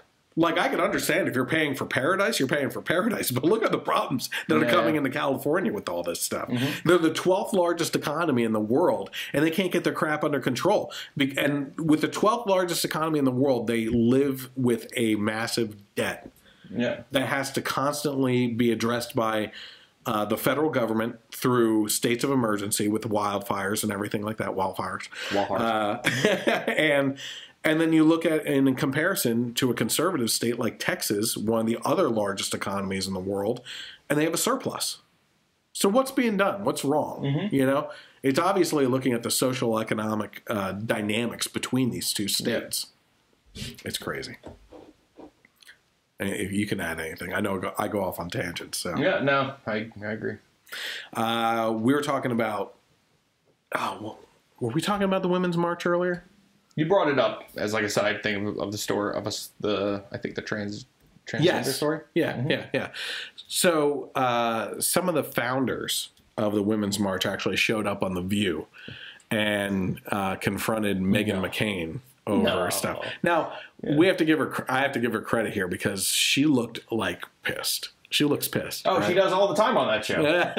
Well, but at the same time, the McCain family, the one dig I had at John McCain was he was a progressive Republican. And I did not consider him conservative at all. And Meghan has stepped up. I don't know what it is. I'm not saying it's a good thing that John's out of the picture and dead or anything like that. But since he's died, she's gotten more conservative, and somehow Lindsey Graham flew off the shelf and became like a modern hero of Republicans. You know, like what the heck happened? And this is so closely associated people, you know, with John McCain and everything. So anyway, the women of the Women's March showed up because of claims of anti-Semitism in their movement. And also, just so you know, multiple women's marches that were in coordination with this around the country have been canceled now because too many white women were showing up and not enough minorities and everything. So that wasn't addressed on this. But one thing in regards to conservative women, pro-life women, there are stories that came out over the last 2 years of those people being pushed out of the Women's March and not allowed to march, not allowed to carry their signs or anything. And that's addressed in here. And I just brought this clip up here to show you the blatant hypocrisy and just outright lying.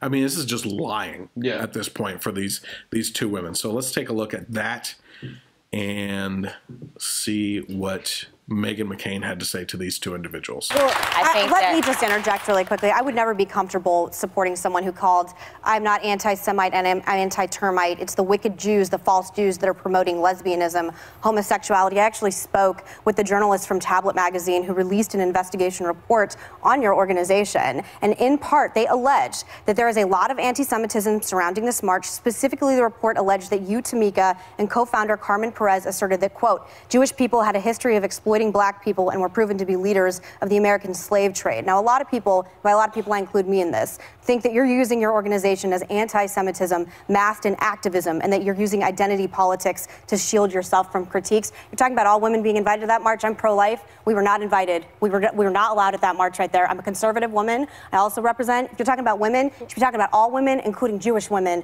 as well, and conservative women. Well, Meghan, so...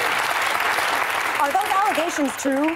Yeah, well, first of all, those allegations are not true. That is not how that meeting happened. And the Women's March... So the journalist I spoke to was lying? The people that the journalist spoke to did not tell the truth. Period. Period. Full stop. That's it. And I think it's important for us to understand and all be very clear in this room that the Women's March unequivocally condemns anti-Semitism, bigotry. Do you condemn Farrakhan's remarks about Jewish people? Yes, and we have repeatedly in statement after statement this year, which are available directly on our website for anyone to read. We condemn any statements of hate, and we've actually been working so hard over the last 2 years to fight this type of hate over and over again, and we're committed to repairing any harm because we understand that the Jewish community is feeling hurt right now. And we want to make sure... I don't speak for Jewish people, but I think I'm just confused. These remarks are, I mean, it goes on death to Israel over and over again. We did not make those remarks. We did not make them. You can't But you're associating with a man who does publicly. What I will say to you is that I don't agree with many of Minister Farrakhan's statements. Specifically about Jewish people. As I said, I don't agree with many of Minister Farrakhan's statements. Do you condemn them? I don't agree with these statements. At the end of the day... You won't condemn it. No. To be very clear, it's not my language. It's not the way that I speak. It is not how I organize. And I think it is very clear over the 20 years of my own personal activism, my own personal track record, who I am, and that I should never be judged through the lens of a man. That is actually not what this women's movement is supposed to be about. I don't want to be judged through the lens of something that's speaking for all women when you're associating with extreme anti-Semitism and are you comfortable, both of you, being on stage with a Trump supporter, someone who's pro-life, someone who is a very, vociferous. Yes, we are. All right, so we're going to have a Trump-supporting woman, conservative pro-life woman on stage with you guys at the next march. There was absolutely no prerequisite for people coming into the march. Pro-life women. We never that is That's not true. So, and I actually have pro-life women in my family who, as a result of the Women's March, have been engaging in what we call courageous conversations with me over the last 2 years that have helped expand all of our understanding. We welcome pro-life women. We welcome conservative women to the Women's March. The Women's March is open to all. I appreciate you both coming and speaking. Couple things here. Number one, they were disinvited. There were people with pro-life banners that showed up to these marches, and they were told, no, you're not allowed to have that here. Go home. If you're for Trump, you got to go home. It's all in the language. That's what I'm really finding, right? Because there's a very specific point in this interview that I pointed out to you. I said, pay attention to what she's saying here, right? And it was all about the language. And in this case, maybe they weren't disinvited, but I can guarantee you that they were threatened. Yeah. Right? You better leave, or you're going to have to deal with the consequences. Yeah. We never disinvited them. No, you never invited them in the first place, probably, too. Yeah. You know, it's all in the language. But here's a really interesting thing about that as well. Tamika, I think her name was, or something, the one leader.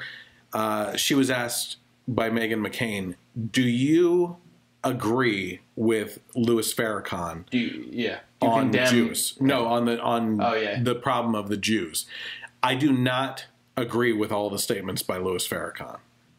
So are you condemning his statements on that? I do not agree with all the statements from Louis Farrakhan. And she was like, but you won't condemn them. And she's like, well, that's not the language that I use. Yeah. So then I would have shot back with like, okay, do you condemn when Donald Trump said he likes to grab women by the private parts? Do you condemn that, or is that not the language that you use? Well, more so than that. More so than that. This specific language that I'm talking about is the fact that I believe that Tamika here does agree with all of the Islamic statements of Louis Farrakhan, right? Yeah, because she said, when she was asked specifically about the Jewish community, she just said, I don't agree with everything that he says. She never said that the Jewish part of it was part of what she doesn't agree with. Exactly. He could be dodging the question. Well, what specifically, you could be specific. What don't you agree with Louis Farrakhan on? Well, he likes Coke and I like Pepsi. Yeah. You know what I mean? It's like that's what I'm talking about. Like the language that she threw out there was so general. Yep. And not specifically answering what Meghan McCain was answering, especially when asked multiple times. That's when you could even hear it with the audience. There was like an audible, in the background. Like they were catching it, you know? 3 times that she said that. And she was getting further and further from answering directly. Yep. And what that exactly was. And when people look at that and say, my word, she is not being specific on anything, you know? Yeah. Hey, I give her credit for not outright lying. She's trying not to lie. How can I answer this? Yeah, exactly. Without pissing more people off. Yeah. The other interesting thing is too that they did not have the one Sarsour, who was a women's leader. Sarsour, who was a women's march leadership position as well on, who is even more of a follower of Louis Farrakhan. Yeah, she's a nut job, that one. She believes in female genitalia mutilation by family members if they shame the family and everything. They should have had her on too, for sure, because that would have been a real eye opener for the audience in that case. Any more on that, on The View? Oh, gosh, craziness there? Thank God Joy wasn't on. Oh, I know, right? And Whoopi and Sonny were kind of quiet. I was wondering what their parts of it were. I cut out the introduction by Whoopi, and the other woman never said anything in the whole segment. So it's pretty interesting. That's good. 2 articles here. Yes. I'm not going to go too deep into what the articles say, but it opens up a conversation for us.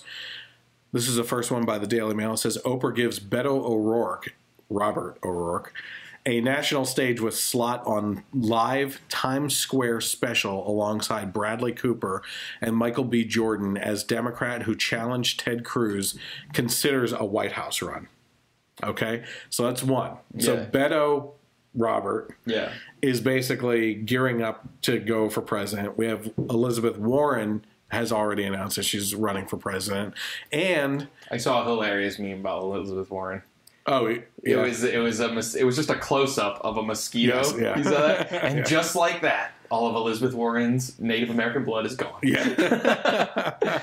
So I guess my question to you here is, what do you think? Because within the next 2 months, I think we're going to see the majority of the Democrats that are running in the primary come out because they have to by the spring in order to gear up for 2020. Who do you see as coming out to run for president? Mm-hmm. And then who do you see as a major threats against Trump? I mean, I was expecting Robert. Yeah. You know, just because I feel like he has this kind of like celebrity kind of following. Like, you know, of course, because that's all he can do. They don't. Yeah. They don't know anything about politics. Yeah. Yeah. I mean, do you think Hillary's going to try again? That's a good. I don't know. I don't know. I heard that she was for a while now. I feel like she won't, but I wouldn't be surprised. Yeah.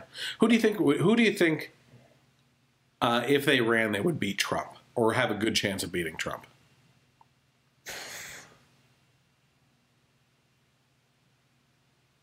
I don't know, and I don't mean that in a way that I don't think Trump can be beaten. Right. I think it's going to be tough for him, just because. For Trump or the Democrats? Yeah, for Trump. Either way.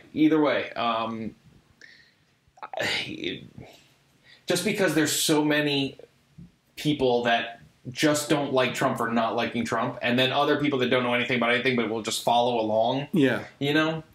But there's also a lot of people that didn't vote for Trump but like what he's been doing and have come over now too. Yeah, yeah. But as far as I mean, I don't know. I figured Elizabeth Warren would be in there. I'm wondering if Bernie's going to try again.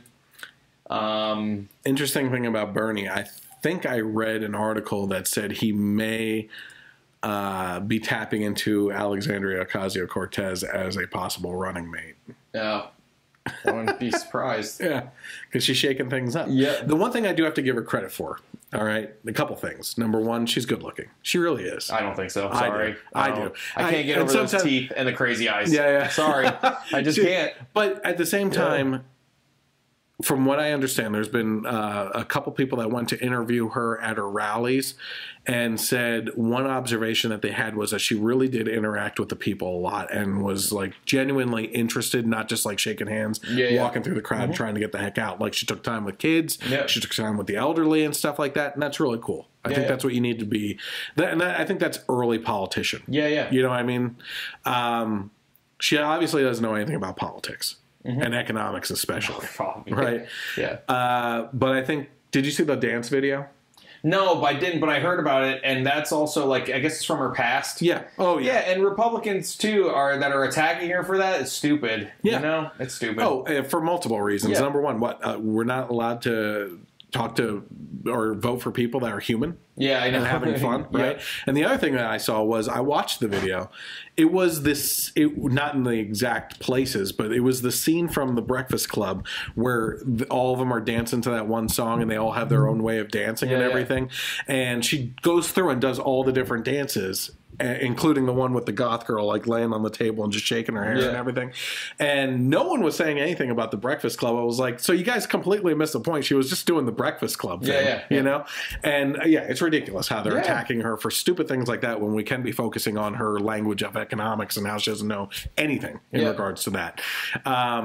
So yeah, Bernie Sanders may be tapping into her. I think the biggest threats right now to Trump would be by polling right now. Biden is a big one. Now he's an idiot too. Obviously, in my opening video and everything, we go over multiple things that he said, including very racist things that he said too. You can't walk into a 7-Eleven or Dunkin' Donuts without having needing a slight Indian accent. I'm serious. You know, it's like, oh my gosh. But and talking about Barack Obama, it's for the first time in history, you kind of have this clean, articulate black man. It's like, whoa. All right, calm down there. No offense, Colin Powell. Or Frederick Douglass for crying out loud. So, you have Joe Biden, I think, is going to be the number one threat. Apparently, he is interested in running. I expect his announcement very shortly. I think celebrity-wise, you have to consider there's a push right now for Michelle Obama to run. And I say celebrity because what experience does she have? Barack was a community organizer, very short-term senator, right? And got in based on a popularity wave. It was a popularity contest and everything. And Michelle Obama has great arms. Apparently, that's her qualification. You know? I saw someone shared a picture of Michelle Obama and then Oprah as a running mate, and I was like, oh my god. That was my next one. Oprah, if she were to run, and people are pushing for her to run, would be a contender against Trump as well. But the thing that the different factor with Oprah is that there's been a great respect, not from Oprah, but from Trump over the years because of his interactions with Oprah, that he has a respect for her, right? And I think different than all the other candidates that are going to run, where he can actually dig into them, like Elizabeth Pocahontas Warren and Biden for the stupid things that he says, and multiple others, right? Just he knows how to pick a person apart. I think he would kill Oprah with kindness, and Oprah would be flying off the handle being mean towards him to appease the crowd that would be voting for her or Michelle Obama, and the country, the world, would see a stark difference between those two and say, wait a minute, Trump is actually out of character here and not being a jerk, and he's being nice to her because he respects her, and she's not doing the same thing. And he would also have to be careful. If it's an African-American female, I mean, if he dug into them the way he's dug into Jeb Bush and Joe Biden and things like that, then, I mean, it would just be a field day of calling him a racist, sexist, you know? Even if he's not saying anything racist, you know, if he's just being mean, it would be tough. It would be a tough battle for him. Yeah, absolutely. Okay, so let's go to the last topic for the night here, basically. It's the wall. The wall. The beautiful wall. The big wall. So Jim Acosta, who is just an idiot. When it comes... I don't know why. Kellyanne Conway sure put him in his place earlier this week. I didn't see that one. Oh, you didn't? No. I'll have to look that up. But let's take a look at him on the border, walking along the border wall, and a dumb statement that he made down there. Yes, you can see through these slats to the other side of the U.S.-Mexico border. But as we're walking along here, we're not seeing any kind of imminent danger. There are no migrants trying to rush toward this fence. We're not seeing any kind of imminent danger. There are no migrants trying to rush toward this fence here in the McAllen, Texas area. As a matter of fact, there are some other businesses behind me along this highway. There's a gas station, Burger King, and so on. But no sign of the national emergency that the president has been talking about. Go figure. The fence is working? Did you see some of the memes that kind of came out around this too? One where Jim Acosta's holding an umbrella. He's like, the president's talking about all this rain, but I'm standing here and I'm not getting wet. So, there was one with him standing in front of a bank vault, and it says, supposedly bank robbers are a problem, but I'm standing in front of this closed vault and I'm not seeing anyone try to rob this vault. So what's the problem? What's the purpose of putting it up here and everything? Oh my god! It's just, and he just doesn't realize what he's saying. Oh no, so he was, and on top of it, the cocky arrogance of the way he went down there specifically to report on that. And it blew up in his face. I mean, even Trump immediately pounced on him for that and was going after him. So that was really funny. Totally deserved. Oh my god, this really effective wall here is no problem here. How about this one? This is Allison Camerata, who I used to have a lot of respect for when she was on Fox News and everything. But after having a conversation with one of her colleagues personally, I asked him, and I can't say his name right now because apparently they're friends.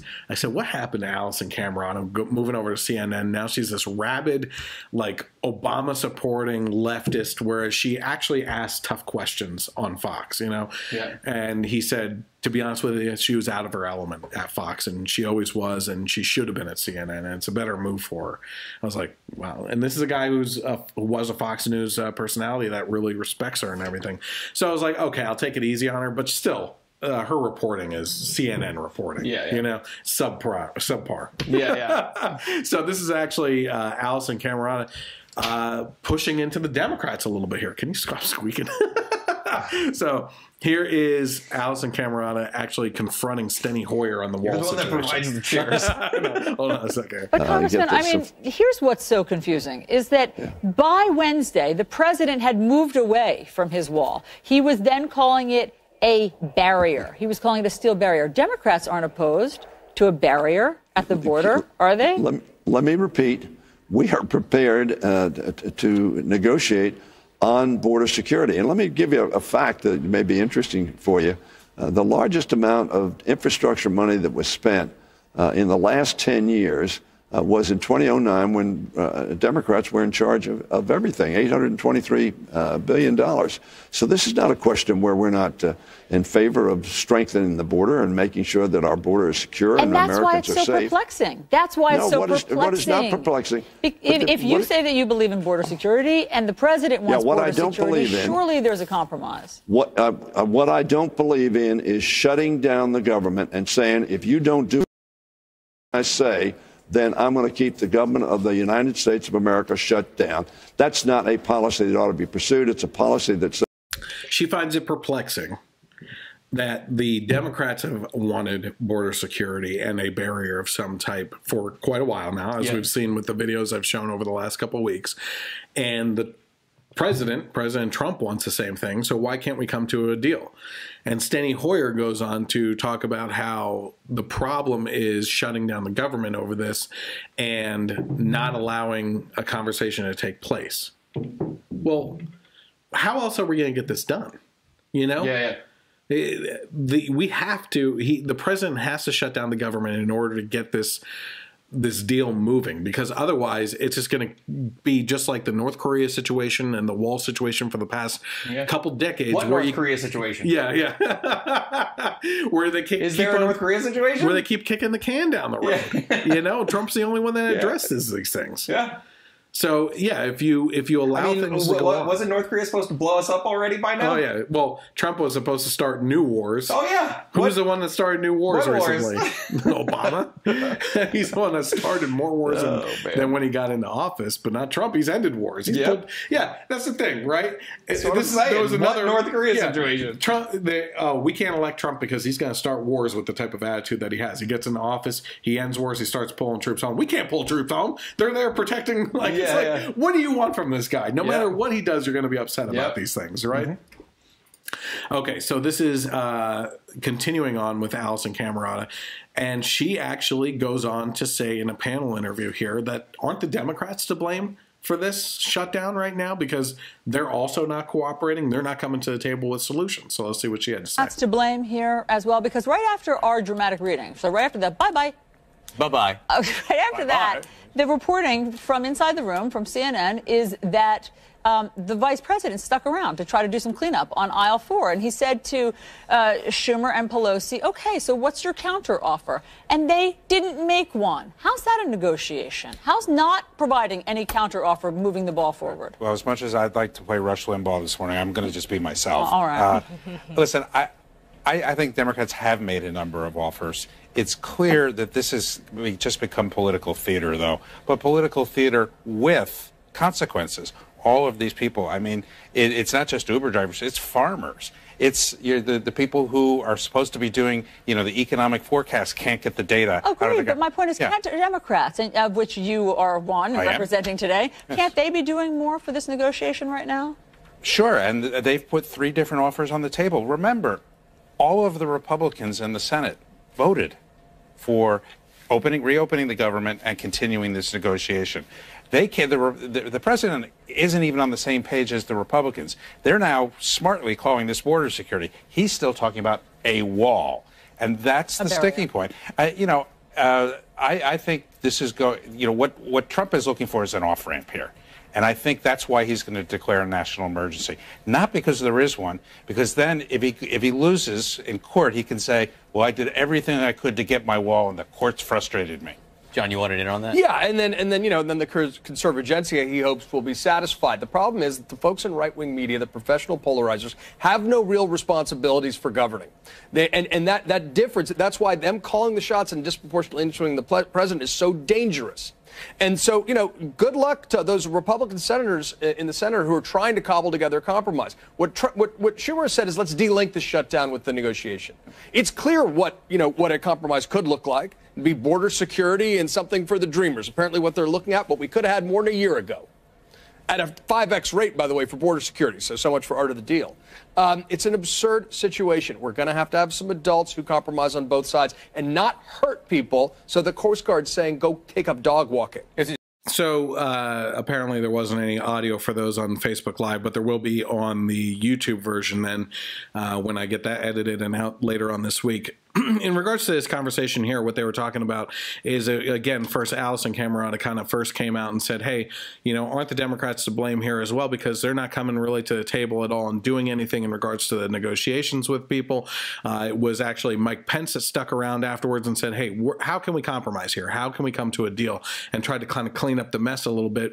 But the Democrats didn't have anything and got up and left and refused to actually negotiate a deal in regards to all this. Now, the interesting thing about this, too, is number one, the one guy, the white-haired guy there, I forget what his name was actually talking about how the president isn't even on the same page as the Republicans anymore, and certainly not the Democrats at all. But as far as the Republicans are concerned, he's on the same page as them because they're talking about border security, whereas he's talking about an actual wall. Well, that's kind of the issue. That's the reason why a lot of the people actually put Trump into office, is because he isn't your typical politician that's going to cave into any type of situation and will actually push through what the people want. And one of the things that the people wanted was the wall from the get-go. And build the wall was one of the slogans. Make America Great Again was another. But the secondary, I would say, was build the wall. And he's not caving into that. And when he did cave into it just a couple weeks ago, the people let their voices be heard. And Trump responded and said, okay, you know what? We're going to go through with the government shutdown until we get what is necessary that the people actually want. So in this case, he is not being on the same page as the Republicans and kind of caving into what the Republicans would typically cave into, like they are, and is actually doing something for the people. So good on him for actually doing that. Now, the other thing that was really interesting was the last guy that was speaking there. And again, if you were watching the Facebook version, you didn't hear audio. But one thing that he said was that the president is taking his cues from right-wing media, and the people that don't have to take any responsibility for the things that happen politically. It's just a bunch of mouthpieces getting in the ear, being earwigs basically on the president, and kind of telling him the things that he should be doing when they don't have to pay the consequences for the types of things that they're proposing. But I would actually tell you that that is actually very comparable to Trump not being a politician, kind of like we were just going over, that if you were in the right-wing media and you did have to pay for the consequences of your actions, being that you were voted in and out and everything, and you were looking towards the, like if you're, okay, let me make this easier. Comparatively, if you had a right-wing talk show and you were up for election every 4 years to have your show again, or the next guy would actually counter you and run against you to have your radio program, then I think a lot of these people like Glenn Beck, Rush Limbaugh, Sean Hannity, Dan Bongino, and all these people would actually be kind of catering to the audience and trying to placate to them and tell them the issues as the public would see it, and trying to sway their opinion or swing their own opinion to match that the current popular situation and what's going on, whereas the president doesn't seem to be doing that. He seems to be doing what's popular with the people that got him elected, the majority in that case, and what they're doing. And the same kind of goes in regards to the conservative media, which is the conservative media isn't beating around the bush or BSing the people, or if the president is listening, the president himself, when they're talking about the serious issues that we're facing in this country and what needs to be addressed. So I think it's good that they're not held responsible, because they're the only alternative to the liberal media that's out there right now that happens to be playing on an agenda. And yet you could say that the right-wing media has its own agenda, which may be true, but it's the only alternative ideas and ideology out there, opposed to what's being spouted on every single news network otherwise. And it's just ridiculous that we're going to play these games and try to blame right-wing radio for any of the issues when the Democrats have control over 96% of all media consumption in this country, in the world for that matter. So I think that's just ridiculous. Okay, last topic for tonight. What we're going to be going over here is another list. It says the top 10 things that liberals will try to ban within the next decade. And Mike is back. I didn't even say that you were gone, but we came back from the video and you kind of weren't here. Yeah. So, yeah, no, it's all good.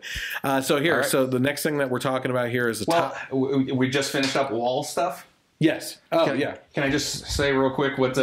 So we were talking before, and I was thinking that the best thing Trump could have done during his Oval Office, address to the nation about border security, would be to say nothing and just play the clips of Schumer, Obama, Clinton in the past talking about how important border security are, illegal immigrants are, not undocumented immigrants, illegal immigrants, all this stuff, and then just cut back to him and be like, let's do what they said. Good night, America. Yeah, exactly. And then, because then it would cut back to the news channels to analyze his speech. Yeah. And like, what would Rachel Maddow say? I disagree with Bill Clinton and Barack Obama, and Trump didn't say anything, so and I would just that would be like the best. Oh no, you know what they would do? Probably they would probably go to times have changed. Yeah, blah, blah, blah. Yeah. We didn't know about. I just did the freaking Count Dracula laugh again. So no, what they probably would do is I got not hearing audio. No, that was for the clip. Oh, okay. The clip that we played. What they would probably do, Rachel Maddow, her tactic in that case would be, well, of course, here we go again. Trump not taking responsibility for the things that he's supposed to be taking responsibility for, and shifting the blame to the Democrats and trying to put it on them and make up a situation, a fantasy situation about what they said. I mean, they just try to, they will twist things so much that exactly like you said, there's nothing that they really could say or criticize about because they didn't do it back then at all, and they would have to somehow twist their own thing to still somehow turn it against a Republican. It's so ass backwards. It's unbelievable. Totally. So, top 10 things that we're supposed to be looking out for liberals to ban within the next decade. That's our last list here. Okay. Mm-hmm. Number 1, pets. So it says, why would liberals ever want to ban cats who provide the sole companionship for the lonely, bitter, middle-aged divorcees who make up a key Democrat demographic? But wait, California has already banned sales of non-rescue pets in pet stores. So their paw is in the door. Can't you see social justice warriors whining about pet privilege? How about PETA people insisting that these furry clumps of cells have rights, unlike the clumps of human cells in a uterus? So essentially what's happening in California is you can't sell a pet in a pet store unless it's a rescue. What? Yeah. It's, I understand like puppy mills and the evil that goes on with that, and that it is better to rescue animals instead of buy them from pet store because you're not supporting that business. And that's the only way for them to go out of business. But I still feel like, well, they're still animals. Like, they're still alive. So it's like, what do you do? There's got to be a better way, Yeah, and you can't discount the concerns of a person not wanting to do a rescue pet when they have maybe small children in the house. You never know. You don't know how that pet was abused, what could set it off and make it attack a kid or something like that. You never know. Like those are serious concerns, and you're like, oh, well, you got to rescue them. Yeah. No, I don't have to. Plus, I think one of the biggest learning experiences for children in a household is to raise a puppy and teach it to be potty trained and do all that stuff and how to be obedient and learn the tricks and everything. That's all part of it. You don't want like a dog that has what's a mange, and half the fur's falling off is like just growling at you. So. Oh, dang. So pets is number one on there, right? Yeah. All male sports. Can you imagine why that would be? Not talking about males identifying as females. I was just about to say, sports. then, all of a sudden, Ezekiel Elliott would just be like, I identify as a female. Yeah, go exactly. run roughshod in the Women's National Football League. Yeah, and this is all according to Town Hall, by the way. It says, frankly, this one is so obvious that it's a wonder it hasn't happened yet. Football, baseball, basketball, hockey, the top sports leagues are 100% male. Now, let's leave aside the obvious truth that a woman able to compete with these males behemoths would be a sensation, and that if she could make tackles or home runs or whatever like a man, the fans would be delighted. But no, it's clearly a conspiracy on the part of the patriarchy as a biological, as is biology itself, apparently. So again, you and I have talked about this numerous times in regards to transgender sports and how men are identifying as female and blowing away the competition. Like it's almost a perfect example for science that they deny in this case of the biological differences between men and women and why you can't have them competing in the same field. It's just not the same thing. Do you know the name of the MMA fighter that Fallon Fox? Fallon Fox. Beat a woman in the ring. Beat a woman in the ring that fractured her skull and put her in the hospital. I'm sure there's been more injuries. Maybe that was Fallon Fox. I don't know if there's another one. It was? Okay, because she's like... As soon as you said the name, I forgot the name. She's the main, only one that I know of. I don't know if there's anybody else. Yeah, so multiple cycling. There was a cycling championship where a transgender woman won that. High school wrestling. Yeah, we've gone over multiple stories like that. So, I think sports is going to be a big thing. It's so anti-feminist. Yeah. As the father of daughters. Yes. It's not fair, If our daughters are doing a sport and they literally have zero chance of winning, no matter how hard they try. It's...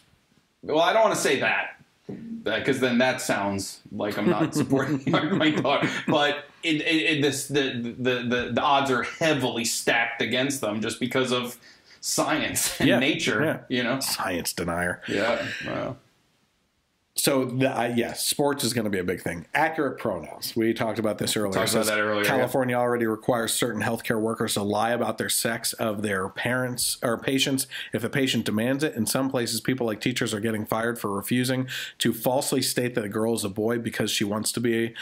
Pretty soon, this nonsense will spread. Now, it won't just be by law, though it will be in government situations. Businesses, which are usually gutless in the face of howling social justice warrior mobs, will increasingly demand that their employees praise the emperor's new clothes. So again, where does it stop? That's kind of that situation. That's a really bad slippery slope situation, because where does it stop? Because when you confront a social justice warrior on the pronoun situation, you ask, how many pronouns are there? Well, there's infinite. Well, do you not understand how that can be a problem? How many genders are there? Infinite. Yeah. How can that? What do you mean? How can that not be a problem? Well, if it's an infinite number of gender pronouns, how do you expect people to not run into Gamestop situations? Where no matter what you say or guess, you're going to offend someone. How do you interact with each other as a society? Right? It's crazy. Yeah, we always talk about too, like the crime. Police officers can't go on TV and be like, okay, there was a crime committed. We're looking for a 5'6", I don't know what. Try and help us, citizens. Number 7 is fossil fuel cars. California is already toying with this, and Stephen Hawking's protege, Alexandria Ocasio-Cortez, seems to want to make it part of the Green New Deal. Now, it's a pretty good deal for the urban hipster crowd that can walk or bike or take the subway to their crappy jobs. But for the normals who live in the suburbs or in the country, it's a disaster. The normals. So much the better. Remember, like all liberal prohibitions, a huge part of the appeal of this measure is how it puts us uppity rubes in our place. Yeah, it's absolutely right. Like, listen, if you live in the city, like Segways might be a great opportunity for you. Yeah. But when you are out here where it takes a half hour to go get groceries, or when you are like me and you have to have a 2-story ladder on your roof, an electric car isn't going to do it for you. You know? And we have to get to a point where the efficiency is there. And there's standards, right? Like if I have a car that instead of paint, the exterior is all solar panels, and that can keep my car going 24 hours a day, because during the day it's directly feeding and also storing up energy for use at night or something like that. I'm all for that. Like if you can make an SUV that can do what SUVs can do on fossil fuels, if the efficiency is there, that's great. But then you're also talking about the switchover, right? The standard switchover for how are people going to be able to afford that new type of technology? Yeah, because most people can't, because obviously those would all be brand new vehicles. Yep. And many people can't or don't want to buy brand new vehicles. Right. You know? Yeah.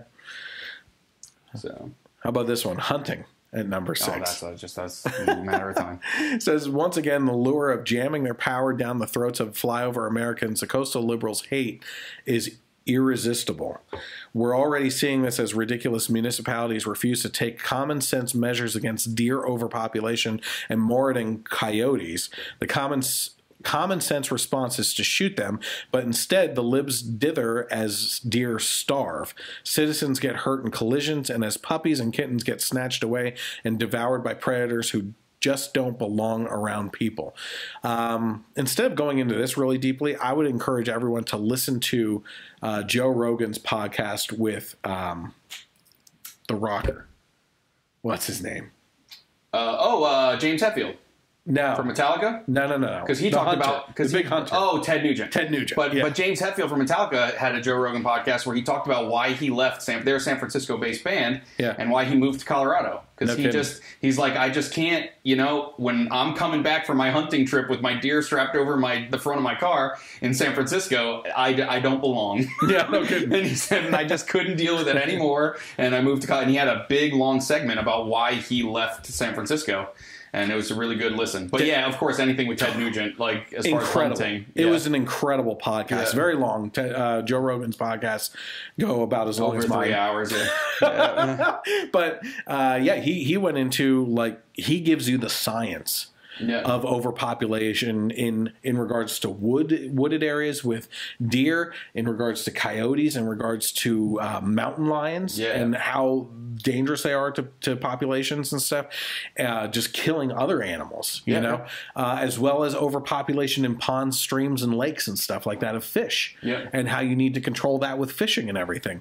And what liberals refuse to understand and take a look at is if you allow the overpopulation of one species, it will decimate the species of another.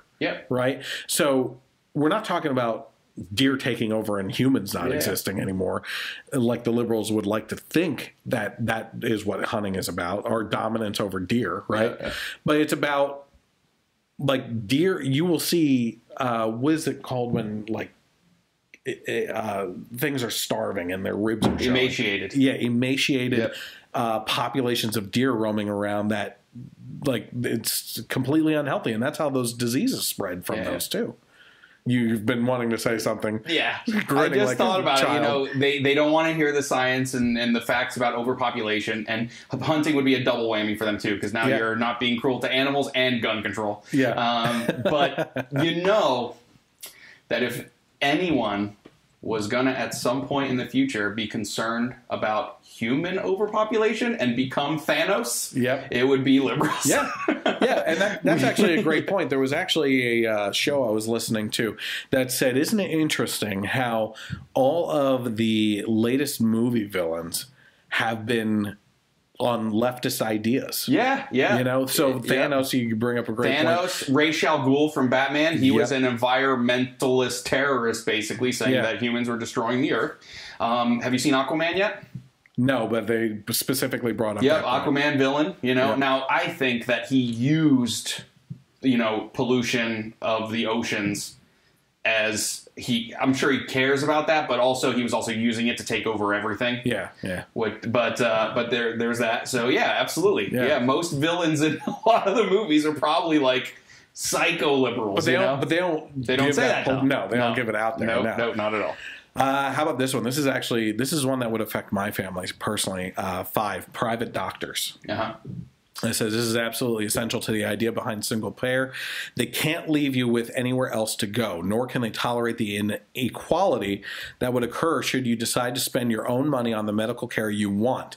Plus, if doctors have somewhere else to practice outside the government system, which will be like the VA system, the Veterans Administration Association or whatever, without the patient care and efficiency, then they will do that. Remember, single payer is about control, and the government needs indentured servants to toil for it. So we are actually seeing a private doctor practice, right, where she only takes on so many patients a year, and it's based on how many she can handle at a certain given time, and you're open to email, text, or call her at any point in time. Yeah. And that's her job, right? And she will administer things there. She will, I think, when it gets to surgeries and stuff like that, she will help with those in a professional environment. But the doctors have the ability to actually go and work in other places like that. So, yeah, that's a huge one. I mean, how many times have we talked about those children over in the UK that now I feel horrible that I forgot their names. The 2 boys that died because they couldn't leave the care over there. It was ridiculous. For this Charlie Gard, I remember. Charlie Gard. That was the big one. Number 4, guns. So kind of harking back to hunting and everything, kind of what you said. It says, nobody wants to ban your guns. They lie. Liberals are such awful gaslighters. One of the lefty fish wraps will run an op-ed by some prominent Democrat demanding gun confiscation. And the moment we take notice, the rest of the libs will look at us with straight faces and insist that nobody wants to ban your guns. You would think that they would lie better considering all their experience. In any case, this has been a key goal for decades for 2 reasons. First, of course, is the sheer joy of showing us bitter clingers who's boss. But the second is more practical. Disarmed, we'd be transformed from citizens into serfs, and we would have no means of resisting their most hideous prohibitions or worse. An armed society is a good society for a tyrannical government, which is why the Second Amendment exists in our Constitution, in our Bill of Rights, is to hold that back. And the type of government that the left wants is a strong centralized government that has power over the people to make the decisions for them. I think the best explanation I was given recently was I was in a discussion with a friend of mine, Chris, in case he's watching, who we're talking about property taxes. And I said, we need to abolish property tax because at no point in time do you ever own your property, right? He said, what you're doing is you're renting your life from the government. And he said that's when you look at every single policy that the Democrats propose, you are renting your life from the government. And that's exactly where they want you to be because then you're beholden to them and they can control you. And that's exactly true. If we didn't have property tax and we instead allocated property taxes mainly for schools, right? If we instead allocated a 2% tax increase directly towards education, which would come from multiple sources, including outside of the state sources, people traveling through and travel expenses and stuff, and be able to allocate that directly to school expenses, we would have an influx in money for schools, first of all. And we would be able to own our own property. Once it's paid off, they're paid off, you own your property. You know? And that's part of the American dream was always to come here and own your property instead of having the queen and king look over you. You know? It's craziness. 3, religion. This is a very obvious one. It says it's already started. Witness the shameful interrogation of believing Christians who have been nominated to the courts and other offices. Oh, the libs won't say that they want to ban religion, by which they mean traditional Christianity and Judaism. They'll just make it impossible for you to both practice your faith and participate in society. You can believe what you want for a while as long as you never act on it or tell anyone. Liberals cannot tolerate heretics who refuse to bow down to the false god of leftist ideology. Just watch what happens when President Trump nominates committed Catholic Amy Coney Barrett when Ginsburg is finally off the court. Now, Oh, I've been honestly praying for Ginsburg's health. I don't want her to die. I don't want her to die. I want her to realize it's time to retire and enjoy the rest of her life. Yeah. You know what I mean? Honestly. Yeah. But it's right around the corner at this point. She's missed her second week now of oral arguments because of her surgery. And even though they say that she's getting better, that's a big thing. That's a big thing for someone in their, early 90s or something to start getting involved with. Yeah, because it's surgeries. also, even if she is trying to stick it out at least until after the next election, I mean, the new president doesn't come in until 2021. Yeah. And Republicans control the Senate, so Democrats won't be able to do what they did to Obama. Yep. Or what Republicans did to Obama. Which we always said was wrong. Yep. The way they handled it. Yeah. You know? So, but yeah, religion. I mean, we look at the freedom of religion cases across the country with bakers and the artists that were doing the signs and everything, and just people refusing service based on going against their religious beliefs. The left wouldn't argue against that if it was an Islamic person. Yep. You know, it's only Christians that they can push over easily. Yep. You know, in these arguments. And by the way, in an update to the Masterpiece Cake bakery, the federal courts have ruled that he can sue the state of Colorado now for specifically targeting him and his religion, which is fantastic. 2, free speech kind of goes along with that right there with religion. That's both parts of the First Amendment right there. It says in England you can get arrested for saying things, but only things the elite dislikes.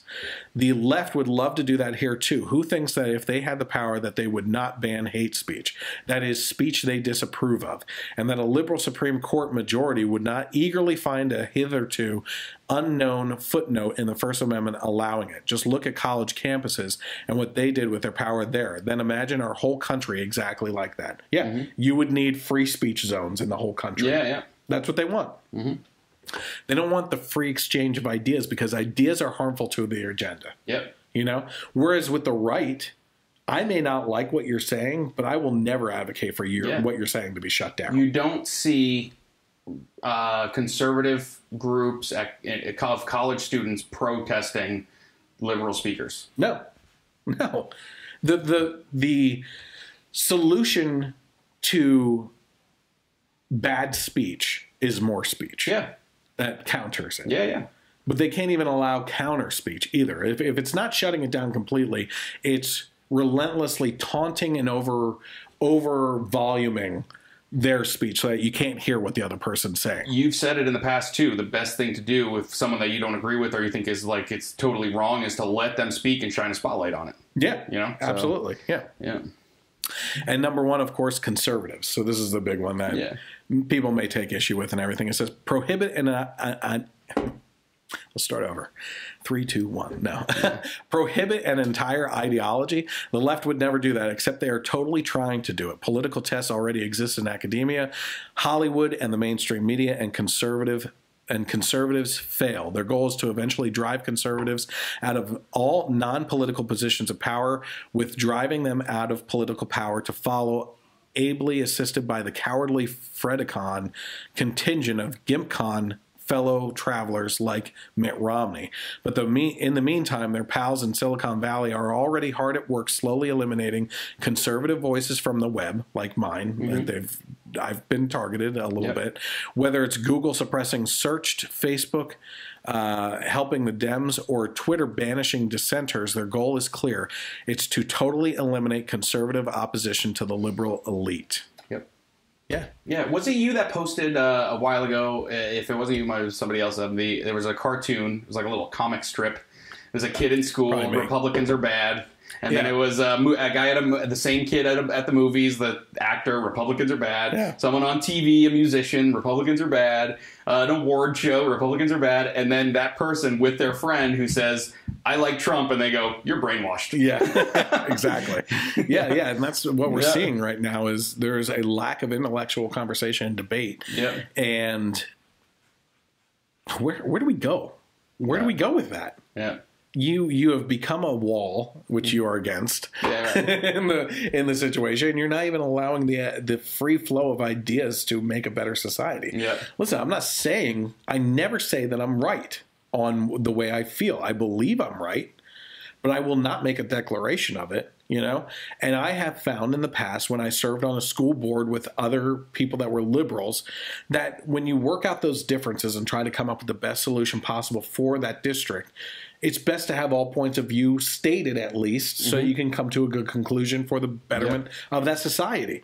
And what we're actually saying here now is that the free flow of ideas from another point of view is not allowed anymore, and we can't come to a consensus. It has to be my way or the highway. Yep. And even Trump doesn't do that. Yep. You know, in regards to the wall and the government shutdown and everything, he is advocating for the people that got him elected based on two ideas, one of which being the wall.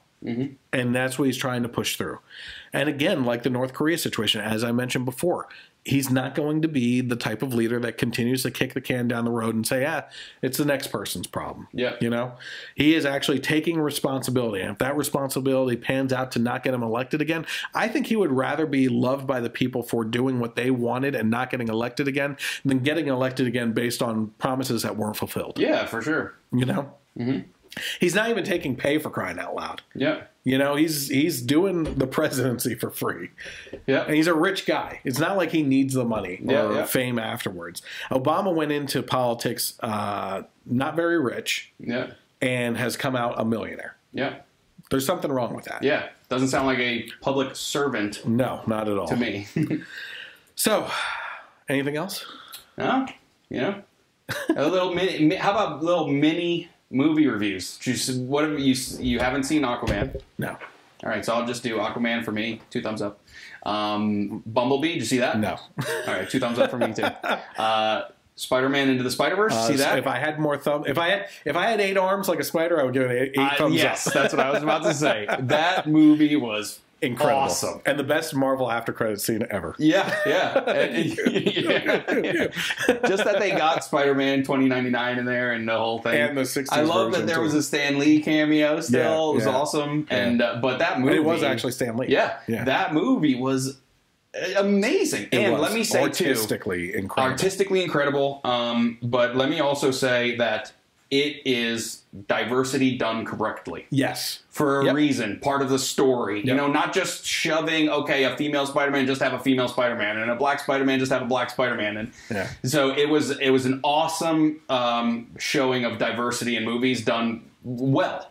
And, man, I just want a Spider-Man noir with Nicolas Cage movie. Yes. I want a movie. I was thinking about being that for Halloween next year. Yeah. Or this year. Yeah. He was awesome. Yeah, it was. Yeah, especially when you look at the after credits and see all the famous names that were the voices. Like, who was the main Peter Parker? The first Peter Parker was Chris Pine. Yeah. And then the overweight Peter Parker was, I don't know his name, but he's the guy from that show with Zooey Deschanel, and he was in Tag. Oh, okay, you know? yeah. But he's funny, and I thought he did really good. Yeah, it was all really good. No, I haven't really seen any other movies besides that. I am gearing up this week for a couple things. Obviously, Glass is coming out, but also the new Punisher season too. Oh, yeah. So which will be cool. I'm still behind on so many shows. Punisher I'm caught up on, but I still didn't watch the Daredevil, Luke Cage, Iron Fist. I didn't watch any of those. I'm so behind on the Flash and Green Arrow and all that. Like, I just haven't been catching up on TV. Any other movies? Did you see the little teaser that came out yesterday for Game of Thrones final season? No, I didn't watch it yet. As a matter of fact, I'm going to look after we get done here to see if that Spider-Man movie trailer released yet. Oh yeah. So okay, so. Yeah, we'll catch up on the next podcast, and I'm sure Glass will have seen that and everything. It's getting mixed reviews. So I heard from critics it's getting mixed reviews, but fans are liking it. Good. So. All right, well, again, I want to thank everyone for tuning in today. If you're watching, again, you can go to the Facebook page and hit like and get notifications so you know when we go live. It's Facebook.com/Generation Y Conservative. Very simple. YouTube is YouTube.com/Gen Y Conservative. And the Twitter is @Gen Y Conservative without the E on the end. Follow along with all those for social media, especially the YouTube channel where you can subscribe and get notifications with the bell. That way you know when we upload the podcast, hit bits and pieces from the podcast, and also movie reviews and gun spotlights with Relic Hunter Firearms, which we're going to be filming a couple more in the coming weeks here. Also, if you're interested in the audio-only portion of podcast and you like to listen to podcasts while you're driving or anything, you can always go to KLRN Internet Radio on Sundays from 3 to 6 p.m. where they re-air this in audio form only, or you can also find it on iTunes, iHeartRadio, Spreaker, and Google Podcasts where they have also put me. So, thank you for joining us. We'll see you soon, right? Yep, sounds good. Keep it coming. If I can be here, I will be here. Yeah, exactly. Have a great night, and God bless America.